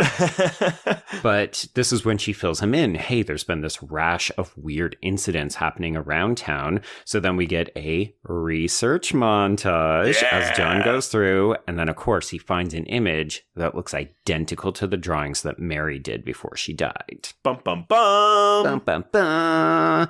Mothman. So the next day, he speaks to this woman. We get a series of these kinds of interviews of weird things happening. So we've got the woman who saw it standing outside of her house. We've got the fire chief, who is played by Nesbitt Blaisdell, who talks about the weird phone calls he's been getting. And we also have CJ and Holly. They're a relatively young engaged couple played by Dan Callahan and Kristen Frame. And they talk about seeing lights, like almost UFO style lights, while they were out making out in the car. Mm-hmm. Oh boy, I'm sorry, I'm jumping ahead, but this poor guy gets the worst death in this movie. Oh, you mean the Final Destination death? Yeah, Yes. he gets a straight up Final Destination kill. Yeah.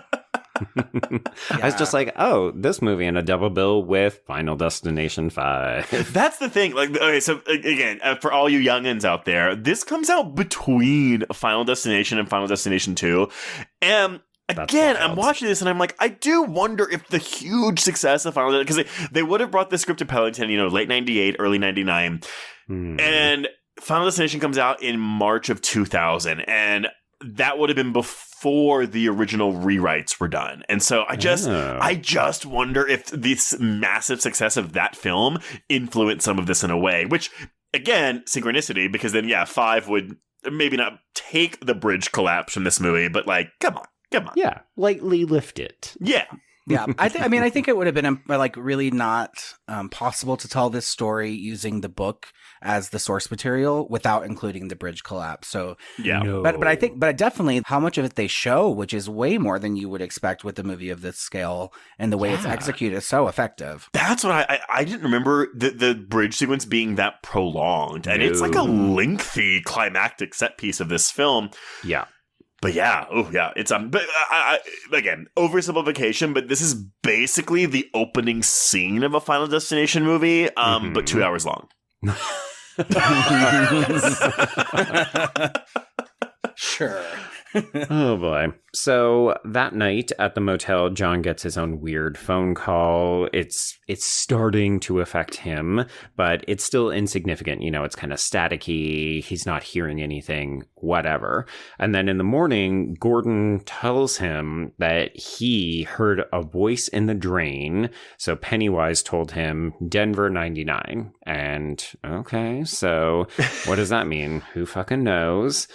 And that's when Gordon's ear begins to bleed, and we're like, oh, fuck, he's just got a Mothman tumor as well. So let's ship him off to neurology. The cool thing about the movie actually is a lot of the things that happen, like the weird things that physically start happening to people, or even just kind of like the very specific encounters, like with phones and stuff like that.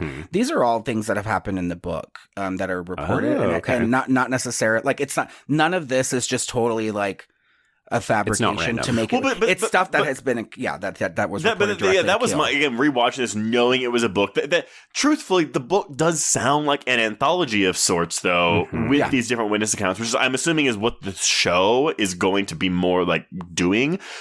So the film sounds like, we're taking all these random stories and just trying to put them into a cohesive like singular narrative. Right. Without trying to sound too first-year film school, I can imagine them doing the TV show kind of Rashomon style, where you get a bunch of different isolated incidents that then build to the bridge collapse in the season finale or something. That reminds me. There's a show called Calls. It's an Apple TV show. Yeah, that show, and that's a purely audio show, and I loved it. It was so fucking good. But it does that very similarly, and Monsterland on Hulu does that as well. Oh, I loved Monsterland.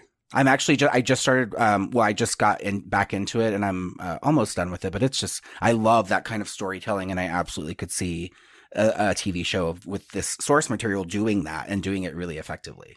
That's so fascinating. Sorry, sidebar. Terry Menard and I actually ended up covering Monsterland, so we never found anyone who watched it. So that's kind of exciting. It's fantastic. Yeah, big recommend for Monsterland if you. Well, where were you back then, Ari?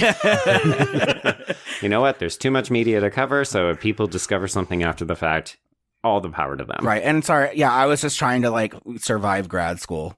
There we go. Oh, you mean you don't just snap your fingers and they give you a PhD? Come on. Yeah, exactly.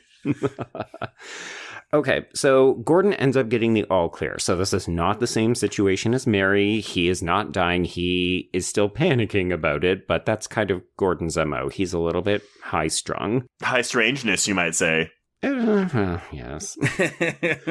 So we go to the diner and we're getting food, and then, what's happening on the TV except a Denver plane crash that kills 99 people? It's one thing when you move to Denver, you start noticing a lot of more movies and shows are set in or around the Denver area. Well, sure. If you're looking for something, you see it more often. Actually, that's a really good kind of thing to bring up in the context of this idea of your attention. It's your bias to see things that are they catch you more. It's like, oh, I got this Honda Fit, and now I see Honda Fits all over the place. Yeah, when you notice things, they start to notice you back. Oh my God, what were we just? Because we watched that Jennifer Lawrence movie, No Hard Feelings, yesterday. And Laura Benanti pops up, and I'm like, I swear to God, Laura Benanti. Mm-hmm. I noticed her on Younger, Joe, when she was that villain lady. And ever since then, I feel like I see her in every single fucking show I ever watch. Yeah, I mean, I felt the same way when we were talking about Sarah Sherman on Chucky, and then I turn around, and she's literally in the new Adam Sandler, You're So Not Invited to My Bat Mitzvah. Oh, yeah. That looks cute. I want to watch that still. It is cute, yeah. Yeah, so what I was going to say, Joe, this is a fun fact. Lauren Benanti, I didn't even think about this, too, but she's one of the moms in the Gossip Girl reboot that we covered. She is. And she just showed up in the new season of The Gilded Age. So what we're saying is we can play 6 Degrees of Kevin Bacon with Laura Benanti, who is not in this movie. Well, but I think we talked about, with Patrick Wilson last week. She comes from the world of Broadway. Yeah, she does. Yes. Mm-hmm. Mm-hmm. So, which honestly, I wonder if Sutton Foster knew her from Broadway, which is why she got the role in Younger. Yeah, I mean, it may not have been a 1-to-1, but it was probably like, hey, Laura Benanti. And she's like, yeah. Oh my God, I love Laura Benanti. Oh my God, Laura. Okay, so this is all becoming, wow, we're seeing connections, weird things are happening. So John decides he's going to reach out to Alexander Leek, who is a book author who will eventually be played by Alan Bates, but John just first tries to get him on the phone, and he just says, no thank you, and hangs up. Yeah, I don't do that anymore. I don't do that anymore. And Alexander Leek, his last name backwards is a reference to John Keel. Keel, yeah. Oh, nice. Okay. Yeah. So we go to Connie's house so that we can spend more time getting to know each other. And this is where Laura Linney starts to turn it on, because up to this point, she's been Fargoing it up, but, she's not just a small town lady cop. She has a big emotional arc to play in this fucking movie. Yeah, although I will say that when I love when she claps back at him, when she's like, "We even had shoes for schooling and such." Yeah, mm-hmm. She is so fucking charming in this movie. Yeah, she is. She's loved her presence, and then their rapport is really great too. It is, yeah. I like that they have chemistry, but it's not forced. You can totally buy her calling him to come back for Christmas, but it's not Hallmark level of schmart. Yeah. We're not being like, oh, we got to get these together by the end, because remember, he's still grieving his dead wife. That's what the whole it's been 2 years. About. It's about time he gets over that. Well, it's only been 2 minutes for us, the audience. He just needed to dick down, and then all this Mothman stuff wouldn't have had to happen. He could have just moved on with his life.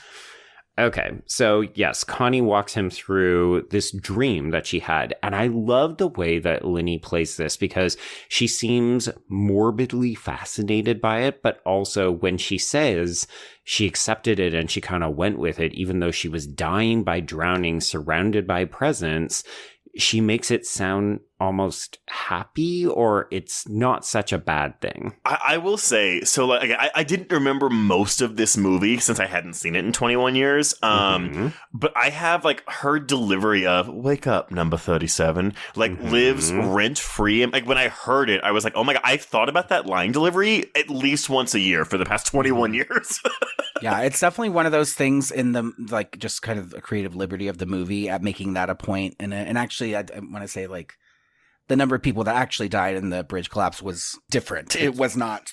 Was it higher? It wasn't 36. Yeah, it wasn't 36. Oh. Which I think it's weird that they didn't just go with the actual, but again, it is what it is. But well, but okay. Not to have like a whole sidebar about the ethics of doing it, because it's not a crime story. True crime. Well, yeah. So we are taking a very real tragedy, and I could imagine someone who's related to one of these victims being like, the Mothman, like, why are you putting this? And I would argue, like, hey, this movie is actually a very like mature version of whatever Mothman thing you're thinking of.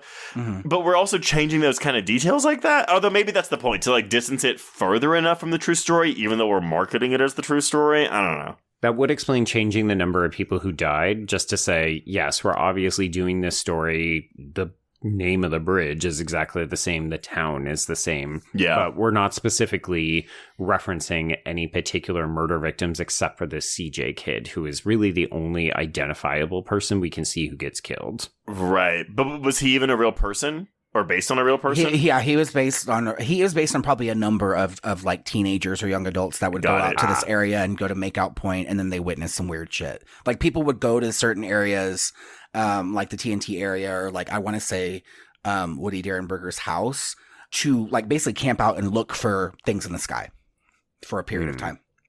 Makes sense. So Gordon that night sees a flash while he's parked near the chemical factory. And then the next day he relates back to John this conversation that he had with Indrid Cold. And this is, I would argue, the first substantial, I call them recreations. You could call them reenactments, I guess. They're very interesting visually, like they really do keep your attention. It does feel like music video editing, which makes sense given the director's background. I was going to say, like, and obviously Ari will probably laugh at me because I have no point of reference for like 9 Inch Nails, but I remember when we were doing the Cell, when we were doing our episode of the Cell, I went and I watched a bunch of 9 Inch Nails videos because they were inspiration for Tarsem Singh in his visual style of that film. And so watching this, I was like, this feels like a 9 Inch Nails music video. There's definitely some editing there that feels very much like that industrial type of like artists and the imagery that they used to use back in like the 90s. Yeah, for sure. So in this conversation with Indrid Cold, Gordon learns that there would be another disaster, and then he brings out the newspaper and 300 people were killed near the equator. Bam, here we go. Ecuador.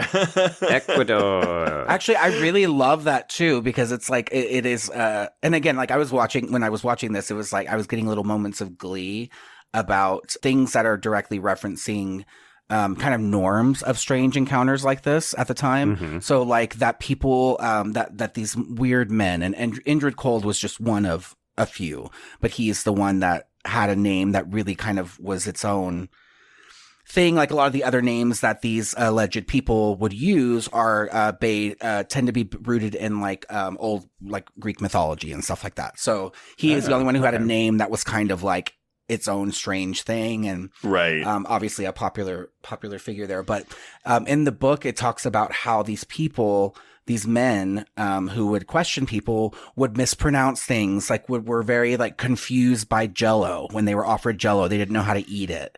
There's a lot of that kind of stuff in there. And so I think it's funny that the message he relays to Gordon is like, however many will die, equator, but he's pronouncing Ecuador because that's where it takes place. So I think that's a really, like, I just love that little nod to like the mispronunciations that kind of would cause someone to be like, you don't seem like a normal human person. Right. But I think, also Ecuador is close to the equator. Yeah. Yeah, of course. Maybe is that why it's called Ecuador? Probably. Oh, wait, yeah. Ecuador, it straddles the equator on South America's west coast. So there you go. There we go. But this phone call, though. Yes. So this is the first time that we will hear Indrid Cold. And, of course, he is performed by the director himself, Mark Pellington. And this is a very unusual cadence. So I'm curious, Joe, did you find this scene effective? Because to me, this to me is the creepiest scene of the movie.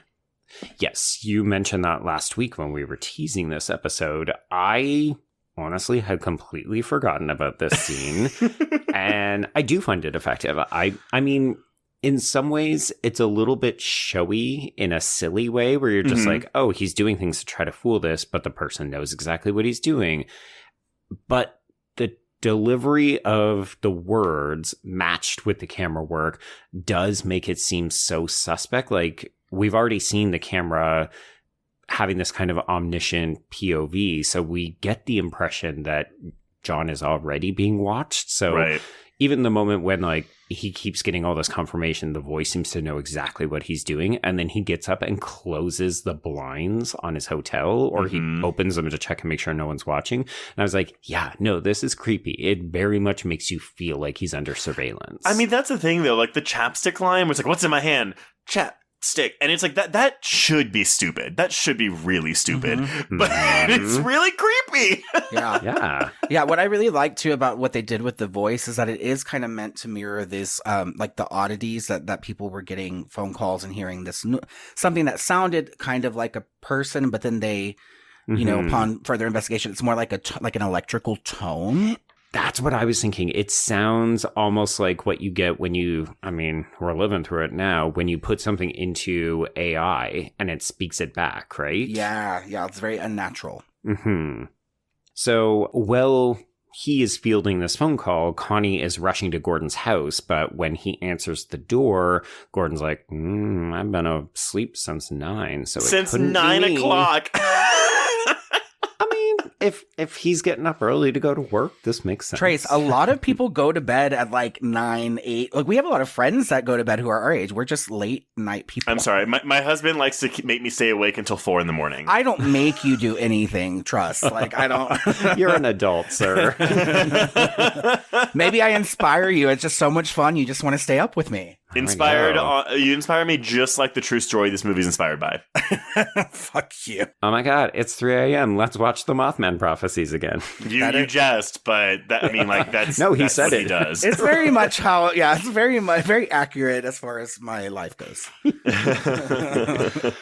Okay, so we haven't mentioned it, but John has been recording a lot of these conversations, these phone calls, so he ends up taking the audio and getting it tested, and the technician confirms that the voice couldn't have come from human vocal cords. Love it.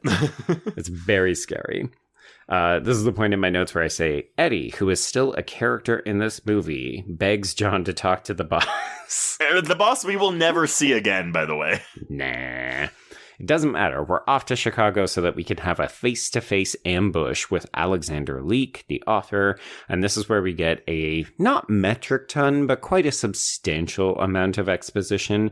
So we learn what moths represent. We learn that these kinds of creatures have always been around. They can't be explained rationally, and they're often associated or seen or heard from before disasters. So what I'll say about this part that I particularly love is that it really kind of is a really nice summary and an understandable summary of a lot of the bigger concepts in the book and in the study of some areas of high strangeness study too.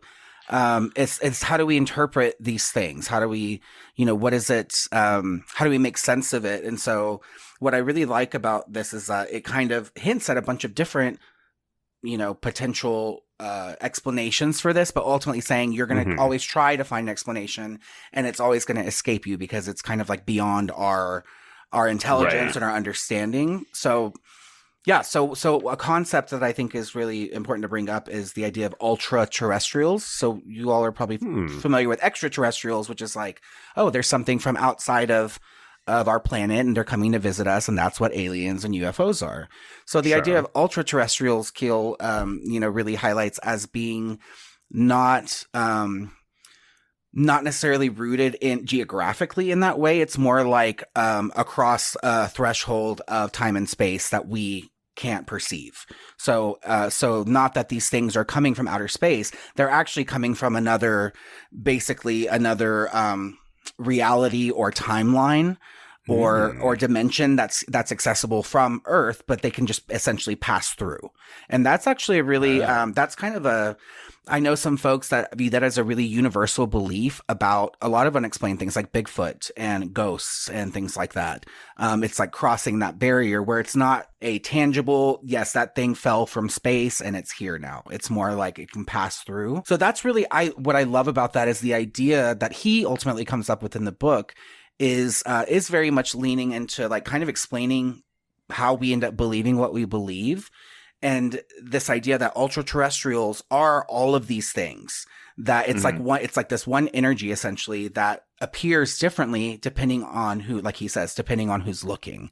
And Indrid Cold very directly says that. And I love that delivery of like, what do you look like? It depends on who's looking. Cause that's really like that's this theory in a nutshell. It's really like the reasons why these things exist, like the Nessie of it all and Bigfoot and Mothman, is because a group of people have seen it that way. And that's how their brains are interpreting it in the same way that people are, have beliefs in God and angels. Or, well, say to angels, it's the same way people like view angels, right? Like, what does an angel look like to you? Does it have a bunch of eyes or is it a person with wings? So we were just making fun of that orderly.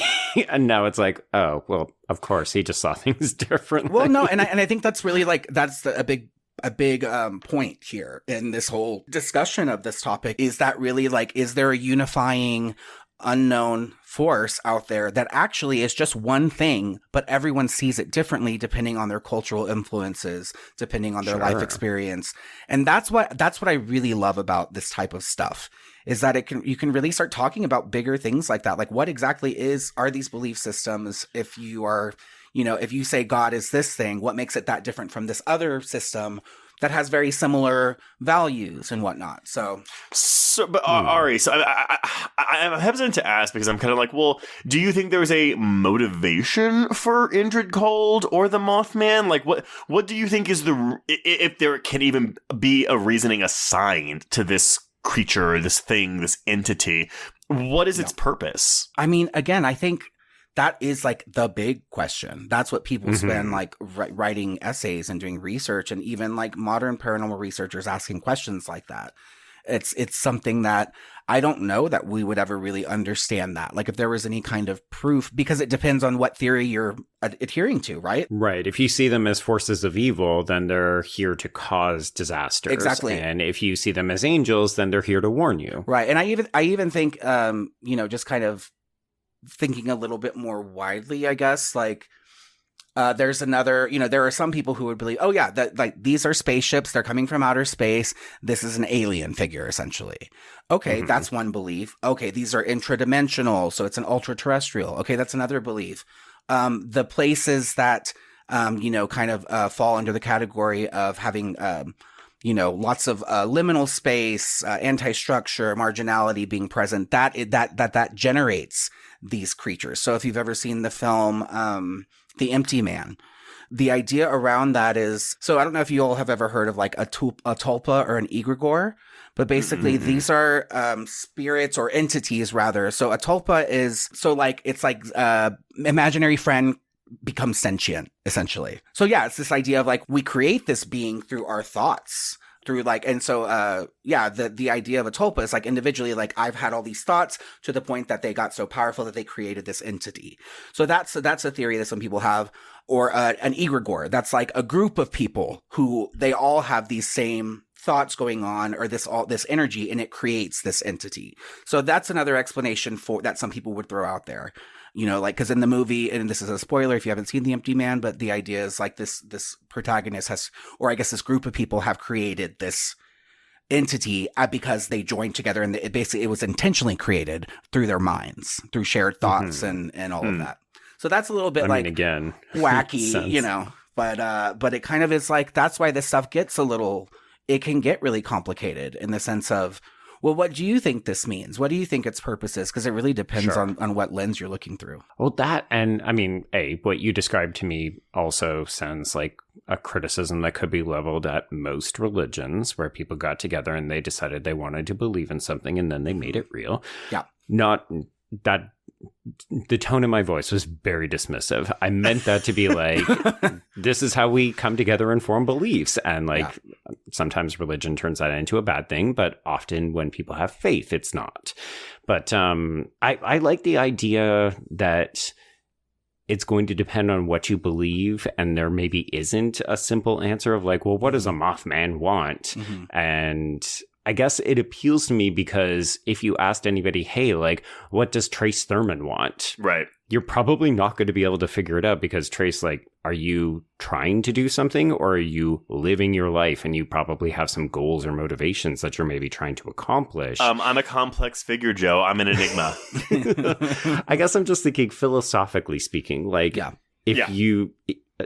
it's hard enough for one individual, but say there were Mothmen and there were a bunch of them out there in the world, like they probably aren't all working for one single purpose or goal even. Like it's this weird thing where we want to categorize and try to make everything easy to process by assigning it something. And I think the world and people and creatures are just more complex than that. Yeah. I think there's this kind of view too of like marginality and being on the fringes of society, like folks who are really struggling with certain like mental health issues or different, again, even thinking about like schizophrenia or having a tumor that would impact your perception. There are sometimes like there are schools of thought around like, oh, well, like doing something like having this anomaly in your brain that causes you to hallucinate or that causes you to hear things. What you're actually doing is you're tuning into other frequencies that otherwise you wouldn't be able to access. And so really I like that, Joe, like this, what you said about like, we try to, I think as humans, we always try to convert something happening or explain it using our means. And so to us, if like we think like, oh, this race would probably want to do this. They're doing this. What makes us think that? It's like human arrogance, right? Like we can't even begin to know if there are other entities out there, what they want, because what basis would we have to even determine that? All that we know is how to be humans, right? So that's the only lens we're looking through. And so that's why I really like that. I mean, it is inherently a wildly philosophical discussion when you really start getting into a lot of this. And there are some like Bigfoot bros who are like, if you're one of these and you hear me and you're getting mad, it's because some people really don't like the theory of like, oh, Bigfoot's actually an intradimensional being and it's, crossing between thresholds of reality. And they're like, no, it's flesh and blood. And there are people who think that. And so even within High Strangeness, there's a lot of conflicting views about, what are the motivations of these alleged creatures or whatever. Right. Yeah. Well, and just like in queer people, just because we're all queer doesn't mean that we all believe the same things or act the same way. Like any kind of group is going to have diversity within it. Yeah, I just agree with lots of gay people. Really? Same. Very same. Okay, so we have this meeting with Leek. He gives us all of this information, and then John has to somehow do something with this. So he decides he's going to return to Point Pleasant. He arrives in time for the tree lighting, because remember, folks, this is still a holiday film. And this is where he learns the bad news that Gordon was not only fired from his job, but that his wife Denise has left him. And we also learned that there have been an escalation in Mothman sightings. So Connie tells him that there have been 15 new sightings that day. And I won't lie, I kind of use Connie as my audience proxy in the film. For sure. I think you're meant to, but the way that she starts to become more unnerved by this, and then also Denise's reaction when Gordon ultimately dies from exposure in a couple of minutes, she's just like, I'm so done with this. And you can tell that she's fighting up against these ideas of, I can't control this anymore. There isn't any kind of explanation. And I don't know how to live in a world that doesn't have boundaries anymore. This is also like, I mean, like, look, I know we're like in like an ACAB world, but like it's a very positive portrayal of a police officer, one who's understanding and like just a nice person. Well, who's ultimately curious. Like, isn't immediately shutting people down and saying you're all fucking crazy or, you know, your perspective doesn't matter. I think that really speaks as well to like, kind of what I imagine this, you know, what became of the community post the Silver Bridge and all the Mothman stuff and all of that. This idea of just kind of being more open to things. Like, we know weird shit happens now, and like, and I am gonna try to put on my humble hat and acknowledge I don't know everything, which I really love about how they. And I certainly can't control everything. Right. Well, and I think that's a subversion of expectations, though, for this type of character who lives in this part of the country, which is really, really refreshing. Absolutely. Yeah, and I think we've touched on it, but I think we would be remiss not to acknowledge that these are not just probably Christian people. There's going to be more lower class or working class people in this town. Yeah, like, I think it's important that the film does a good job of not just humanizing them, but saying they're not fucking country bumpkins. They're not idiots who will just believe in things because it's supernatural. Like, these are clearly people who have a belief system, but they're not dum-dums. Yeah. Right. Okay, it's time for some more weird shit. So John gets a wake-up call after having a dream of Mary saying, like, hey, I want you to be happy. He's like, cool, thanks. And then he gets a wake-up call at 6:14. And after we get, this is probably my least favorite part of this film, he hallucinates smashing his head in the mirror. Okay, Like, so why? there is a really good scare in this scene, though. Okay. And I don't know if you caught it, Joe, but I think it's after he smashes his head and he like shuts the door and you can see a figure's face in the reflection. It's a split-second shot. I did not catch it. Oh, you did not see this? No. Oh, it's spooky as hell. It's the spookiest thing. But here's the thing. This is the scene that they were like, when they were producing this, they were like, we need a scare in this movie. And so they came up with the idea of, he's going to wake up and Deborah Mess is going to be right there. Cool, we'll do that. Sure. There's a scene, so when he shuts the door and you see the figure's face, that's actually a crew member's face that's been distorted by the mirror. And it was an accident, but they kept it in the film because it looked creepy as shit. So again, I would recommend go back and watch this scene. Again, if you're not looking for it, you might not see it, but like apparently when this screens, like for test screenings in theaters, this got the biggest reaction out of audiences. Really? Yeah, I'm looking at the screen grab right now, and it's just like it looks almost like a red and black, like featureless, almost like alien looking face. Like you could just see and they may have touched it up in post. But definitely. Like, I guess when they saw it, they were like, "Wait, keep it." Yeah, it was really. I think it was a really fortuitous accident because it is so creepy, and I love this idea of like just getting a glimpse of something and then your mind can just go fucking wild with it and scare yourself. Yeah. So it's a subtle scare because it's the film isn't highlighting it for you, being like, look, boo! But if you see it, it's like, oh shit, like right out of the corner of your eye type thing. I want to say, I think this is also the same scene where he is moving, but his reflection is delayed in the mirror, something like that. It's really cool. Yeah, I think part of the reason that this didn't land as well for me is because I'm a jaded bitch who's seen too many mirror fake out moments. I agree with you about the head bash. I mean, look, it's a fake out, right? Where it's like, oh, he's imagining it, but he didn't really do it. Oh no, he's losing his mind, blah, blah, blah, blah. I get that is the less successful part of this scene for me. Yeah. It just sounds like I missed the better parts. You did. Oh, yeah. Yeah, definitely. That was not the part you should have been paying attention to, even though it makes it kind of like a flashy But thing. I can see you being like, oh, God, this type of shit again. And then, like, because of that, missing the scare that happens afterwards. Yeah. I'm writing, another mirror scene in my notes. I'm missing the good part. I've done it. I get it. We've all been there. Okay, so he gets a very odd phone call from Gordon. He ends up going to look for him, and unfortunately, we discover basically one of the only deaths in this entire movie, which is that Gordon has died outside of his house overnight. Yeah, he has a less icically Jack Nicholson death from The Shining. Yeah, more or less. And of course, the kicker is that the phone call that John got was only an hour ago, but the body has been out here for 8. Ugh. That's when things like That's that, creepy. man. Yeah, I mean, this movie does that really well. This kind of like, wait, I thought that was you, or wait, you were asleep this whole time. I just love that. Or Mary, like, which we'll get to that soon, but like Laura Linney, you know, talking about seeing this woman, and then he shows the picture, and then you can tell she's like conflicted about like, well, Mary's dead, but that is what that woman looks her, like. but also not. That's a really good moment, though, from Laura Linney. Like, you see the cogs turning in her brain when he shows her that picture. I love that. And things like that. And I love like these little, and everything with kind of like the weird calls always gets me. But before he gets the call from Gordon, I just love the delivery of like, he answers the phone and it's like, this is your wake up call, John Klein. And it's like, I didn't request a wake up call. And he gets hung up on, which I'm like, that is so fucking creepy. Like I've done a number of solo like road trips since we moved here. And I always think about like when I stay in like a shitty motel or something, like that scene, I'm like, oh God, please no one call this phone. No, please leave me alone. I'm very boring. You definitely don't want to pick on me, supernatural entities. Right, exactly. Yeah, there I am doing like tarot readings and using That's the what I'm saying. No, he wants to like go camping to look for Bigfoot, and I'm like, I have seen too many movies where Bigfoot kills people. The number of movies that Bigfoot is benevolent and not a murderous creature are it's not even. Harry and the I don't want to do Hendersons. that.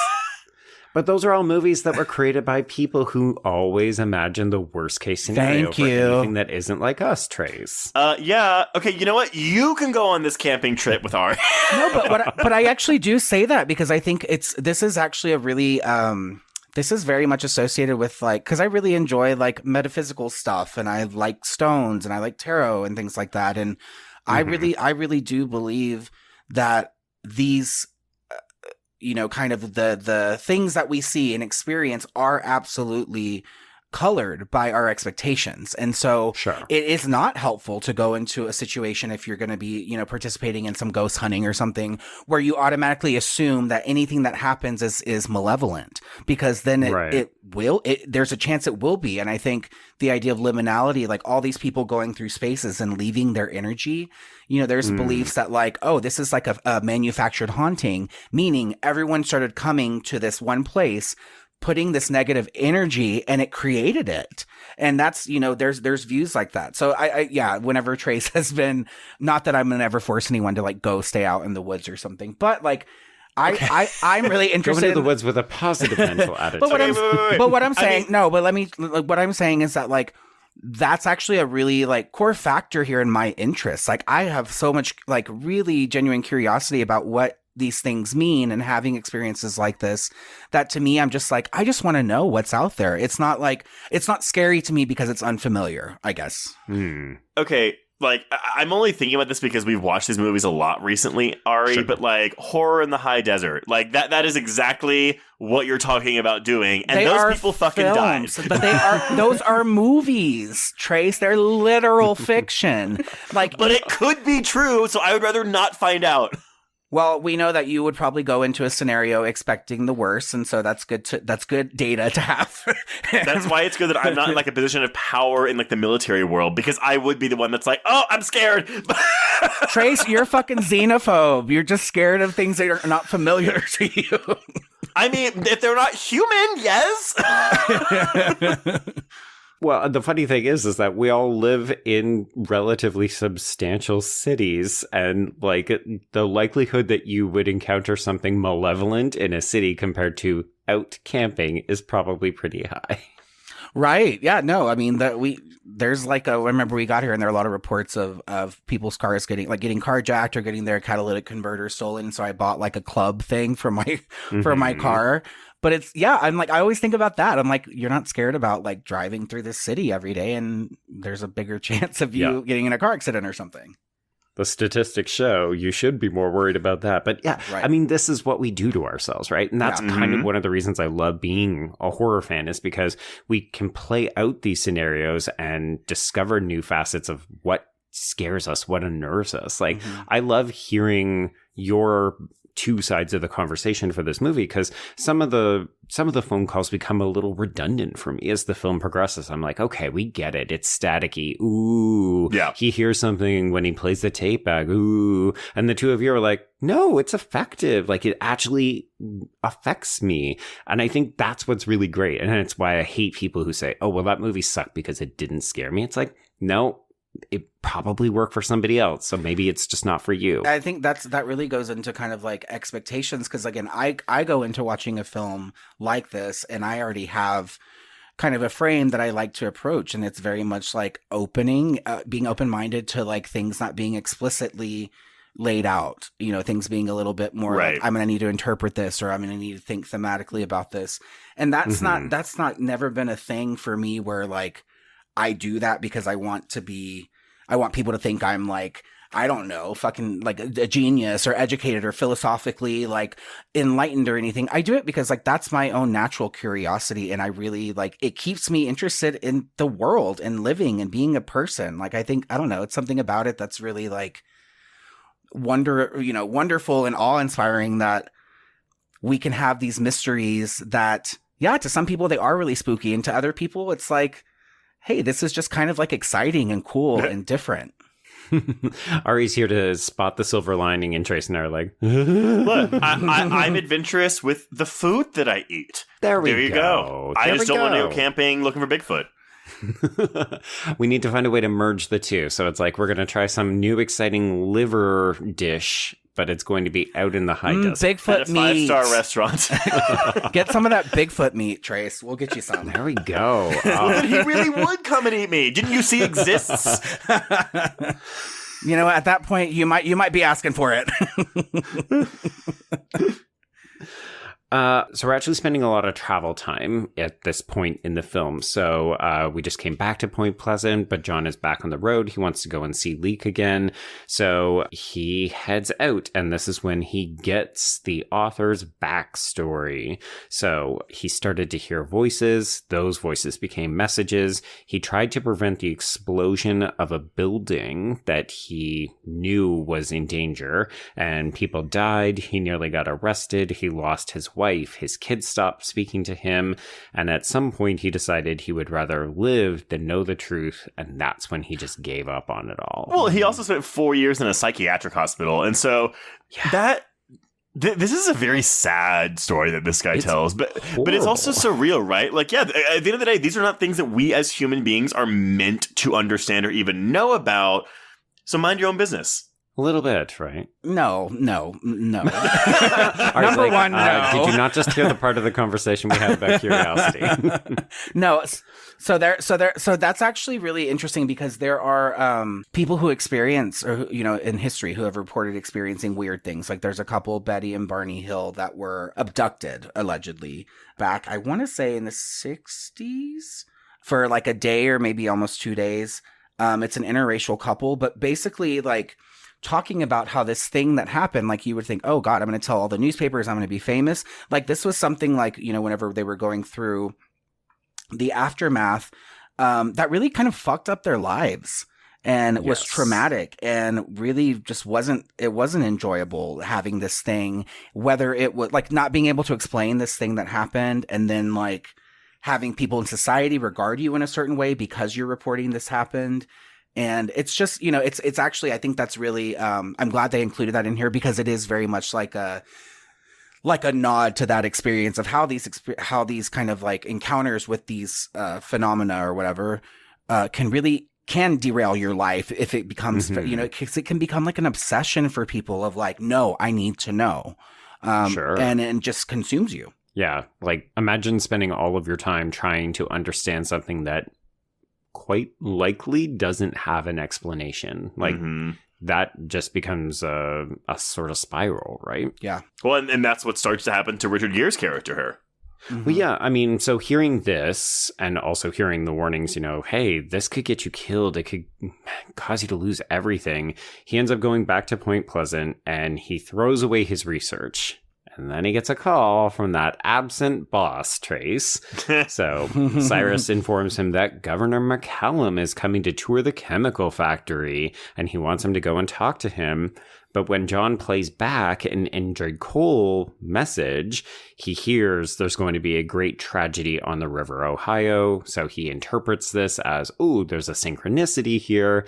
And he tries to get Connie to leave town. She's like, no, bitch, that's not happening. I've got a job here. Isn't this the What Lies Beneath, like, ghost rule where it's like, you know. What do I know? What tragedy is going to be on this fucking river? Could you be more specific, please? Because I'm about to make a fool of myself telling people this plant's going to have an explosion or something. So please be more specific.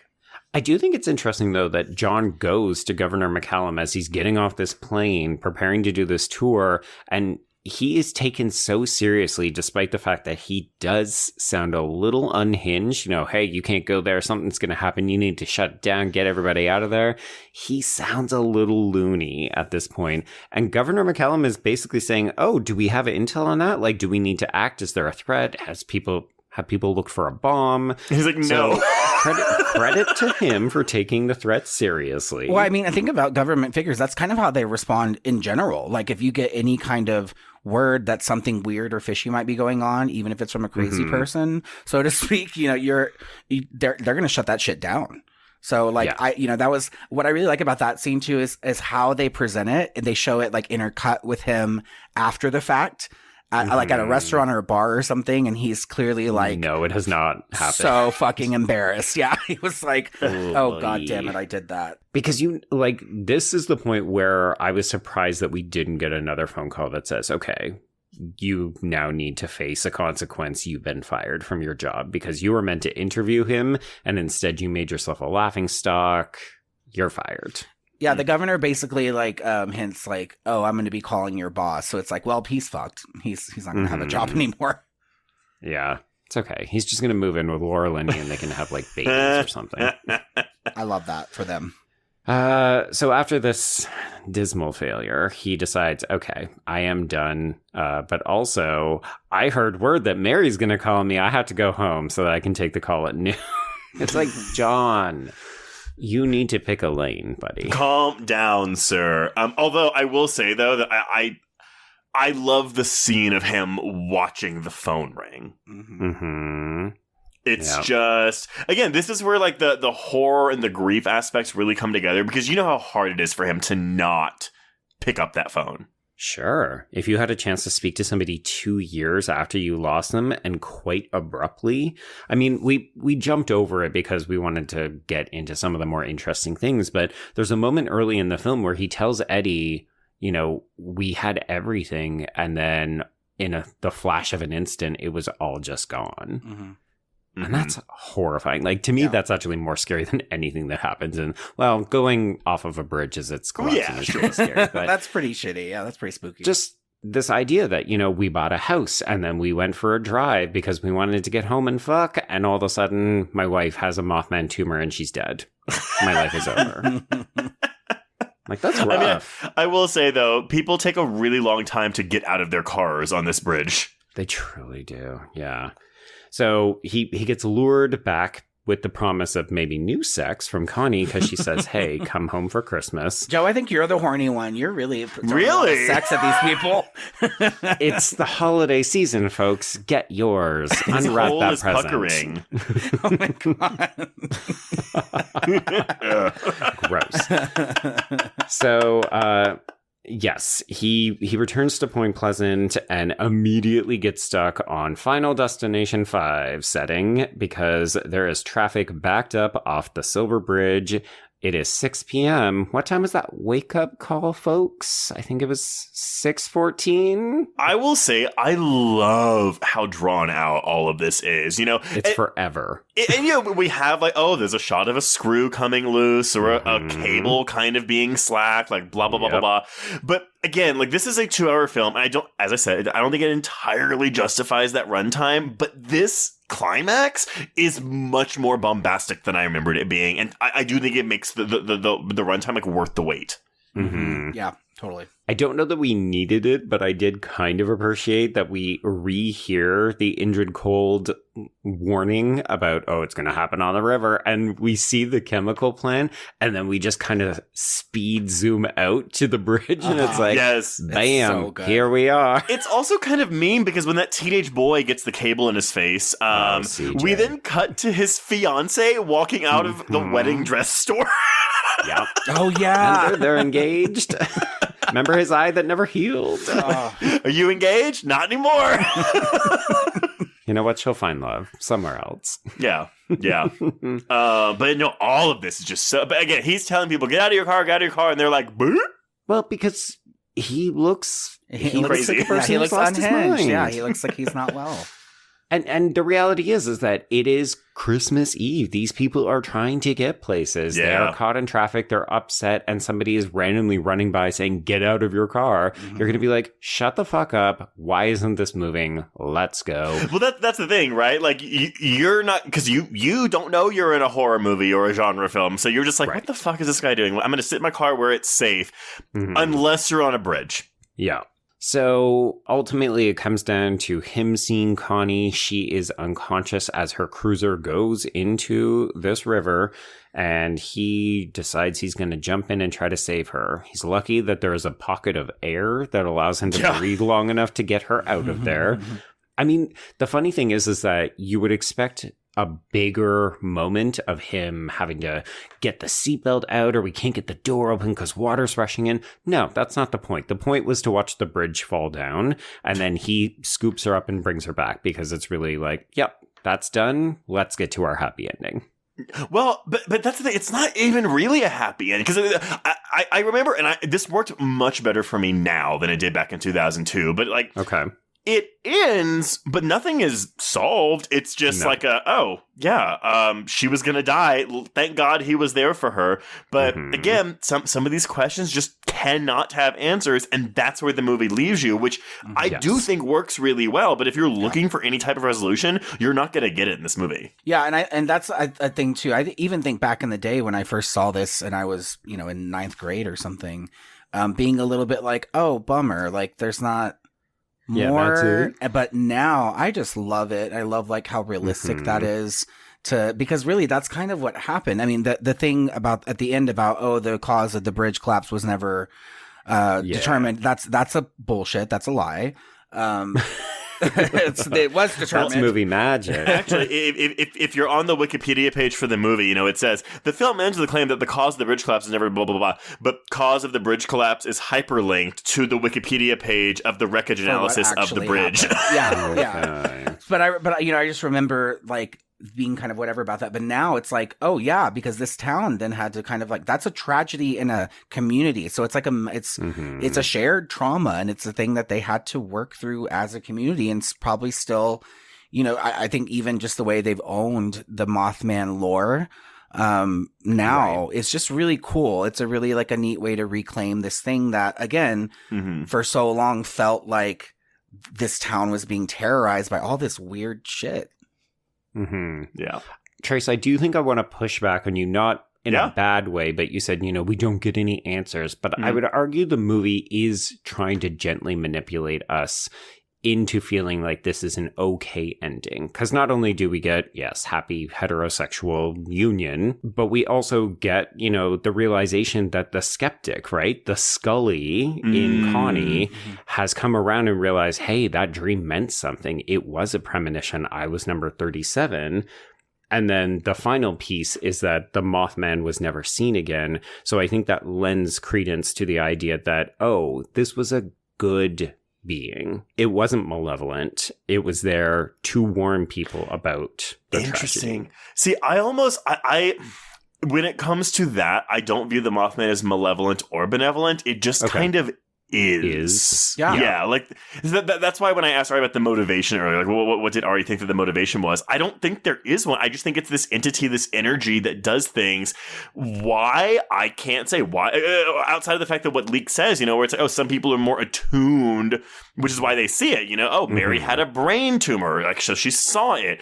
So that's kind of how I guess. I don't view this as an unhappy ending, but honestly, it just is an ending. Sure. Okay. I mean, I think it's pretty fucking unhappy that all those people died. That's pretty. Well, no, but bleak. you could argue, okay, well, Richard, maybe this is Richard Gere, like not getting over his wife's death, but he's finally learned to move on past the death. Yeah, and particularly since the only character, I think I could be misremembering some of the other people we see on the bridge, but it feels like the only person we actually see that we know get killed is CJ, even though the movie says 36 people die, real life 46 people die. Right. So I guess I just think it's interesting that, you know, we could have killed Laura Linney's character and this would have been a less happy ending. Sure. But in some ways, this to me feels very, okay, we are making a mid-tier Hollywood film. We need a happy-ish ending where at least the two main characters live to get together. But it still has that ending though, because like, you know, she says, like, you know, oh, like number 37. And then we just kind of like zoom out and we're like, all right, there they are. They're alive. That's as and we're close good. to an answer as you're going to get. Exactly. Although it's interesting that you mentioned Scully in the X-Files, because I saw in several reviews, especially modern day Letterboxd reviews, saying this would have been much better as an X-Files episode. Sure. That was 1 hour. Well, and it's funny then that we're making Final Destination comparisons, right? Because of course that first film comes out of a spec script for An X-Files episode, yeah. It's just that this is 20 minutes longer than that. yes. And you know what? Every minute is just heaven for me. I love it so much. Sorry. It really is. I do think, and look, I get why it's in here, but I think you can remove the scenes where he thinks the chemical plant's going to be the problem. No, I love it. It's so stressful too, because it's like, and it's also like that kind of cringe, like, oh fuck, you're really doing this, and you're gonna make yourself look like a fool. Yeah. And I don't know. I like that misdirect, because then it makes the actual, like, that shot of the zoom out later even more effective. I think it works better for the character than it does for the narrative, but I agree. I do see the point. It just, I mean, you could probably take it out and the movie would still mostly work. Yeah, I agree. But yeah, that is the Mothman Prophecies. So, Ari, I mean, as the guest of honor, per usual, what are your final thoughts on this film? Well, I think it's pretty clear that I'm a little bit of a fan of this kind of stuff. So, no, I mean, I think this movie is really kind of like an anomaly in and of itself, for just the way that it was given the money it was and supported, you know, released by a major studio and had these big name people in it. The fact that a movie about this very, very like niche topic that there are nerds like me out there who are like, are really fascinated by it, and the mystery still to this day, and the mysteries behind it, and the mysteries kind of related to it. I think it's just kind of a miracle that this exists and that it succeeds as much as it does in capturing, you know, maybe like for the lay person who's open to kind of like going to a strange place, capturing really the highlights of what that entails. And that to me is like super impressive. I don't know. I just think the more I've watched this movie and the more I've done my own, you know, dives into these weird topics, the more I just respect it and again, like, it's not without its issues, of course, just like the book isn't without its issues. Right. And in general, like I come to these topics with a healthy skepticism and a curiosity of like, and also like a humility around like, I don't fucking know everything there is to know. And I think humans are very arrogant in thinking that we, you know, this is the extent of what's out there in the universe, what we can see. It's really limiting, but I don't know. I just think that like this is very, it's just nice to have like a nice thing like this in the high strangeness community. I'll just say it does it really well. And I'm very happy it exists. And I hope that, you know, the show does continue on and actually comes to fruition and that people get exposed to this more, because it's fascinating stuff. And I think like we, you know, hopefully, you know, this has been for me a really nice conversation about a lot of different things. We definitely got more philosophical than I anticipated talking about the film. See, I guess because I live with them, I anticipated it. I was about to say, that's kind of like my baseline sometimes. Par for the course. I mean, yes, I should have expected it from a conversation with you, because of course you would bring something illuminating and deeper. I think this might be the quietest I've ever been in one of our episodes. Good. Shut the what fuck a concept. up. I know, right? I like this movie quite a bit. I don't love it. I think I'm at a 3.5 out of 5, but I really admire it for what it's trying to do and for not caving to something more commercial. And when was the last time we got to say that, right? Very rarely. Yeah. I miss that. Yeah, I'm kind of in the same boat. I mean, this is such a weird little oddity. I think the thing I really enjoyed watching it this time was doing it in such close proximity to Murder by Numbers, which is another 2002 film and has such different energy. So it's kind of wild when you get to see like what are some of the other genre films that were coming out around the same time, because it does feel like this is doing something completely unique and different. Whether or not that works, whether it's wholly successful, right, whatever. But it is. Spoiler alert, it is. There we go. You know what? It works that well for at least one person. It does. And that's all that matters. Yep. But, all right. Well, I guess before we announce what we're covering next week to kick off December, Ari, let everyone know, where can they find you on social media? Yeah, as usual, you can find me at the Ari Drew, TheAridrew, on Twitter, Instagram, Facebook.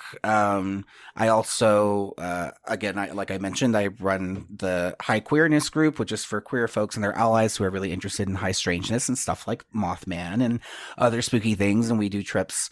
Usually we try to do at least one a year. So if you're interested, feel free to check out my socials, because I tend to post about that quite a bit. Yes, come join us on our vacations. Yeah. I mean, it's not a vacation, but it is a vacation. It is. I was going to say, be careful who you make that offer to. Right? But yeah, all right. Well, if you want to get in touch with us, you can reach us on Twitter and Instagram at HorrorQueers. Shoot us an email at horrorqueers@gmail.com. Find us on Letterboxd to keep track of all the films we've covered, and go to our YouTube channel to check out our Chucky reviews, and tune in once a month to hear about our most anticipated horror films for that month. Join our Facebook Horror Queers group if you want to chat with other like-minded listeners. If you have a moment, please rate and review us on Apple Podcasts and or Spotify. And if you want even more content, please support the show by becoming a patron at patreon.com/horrorqueers. This is the end of November. So if you subscribe today, you will get over 275 hours of Patreon content, including this month's new episodes on Hell House LLC Origins, The Carmichael Manor. The last time you have to say that. Yep, last time. Birth, Rebirth, The Fall of the House of Usher, Five Nights at Freddy's, Thanksgiving, and our audio commentary on the original 1988 Child's Play. Fun. Joe. Yes. I have never heard of the film we are covering next week, so please enlighten us. Oh boy. Okay. Yeah. So this could possibly be the longest titled movie that we have ever covered on the pod. It's also going to be our final film for the year that is over like 30 years old. So we're going to travel back to the 70s. We're going to go to Italy, Trace, and we're going to watch a little film called Your Vice is a Locked Room, and Only I Have the Key. I have no idea what this movie is, and I'm so excited about that. Here's the thing. I've heard that the title is outlandish and that the movie doesn't necessarily live up to it. But yeah, I assume that we can probably expect some giallo. Yes, and everyone, if you're wondering where to get this, it's on Tubi. Yeah. All right, everyone. Well, until Your Vice is a Locked Room and Only I Have the Key next week, we can cross out the Mothman Prophecies. So much easier to say. Yes, and cross out horror queers.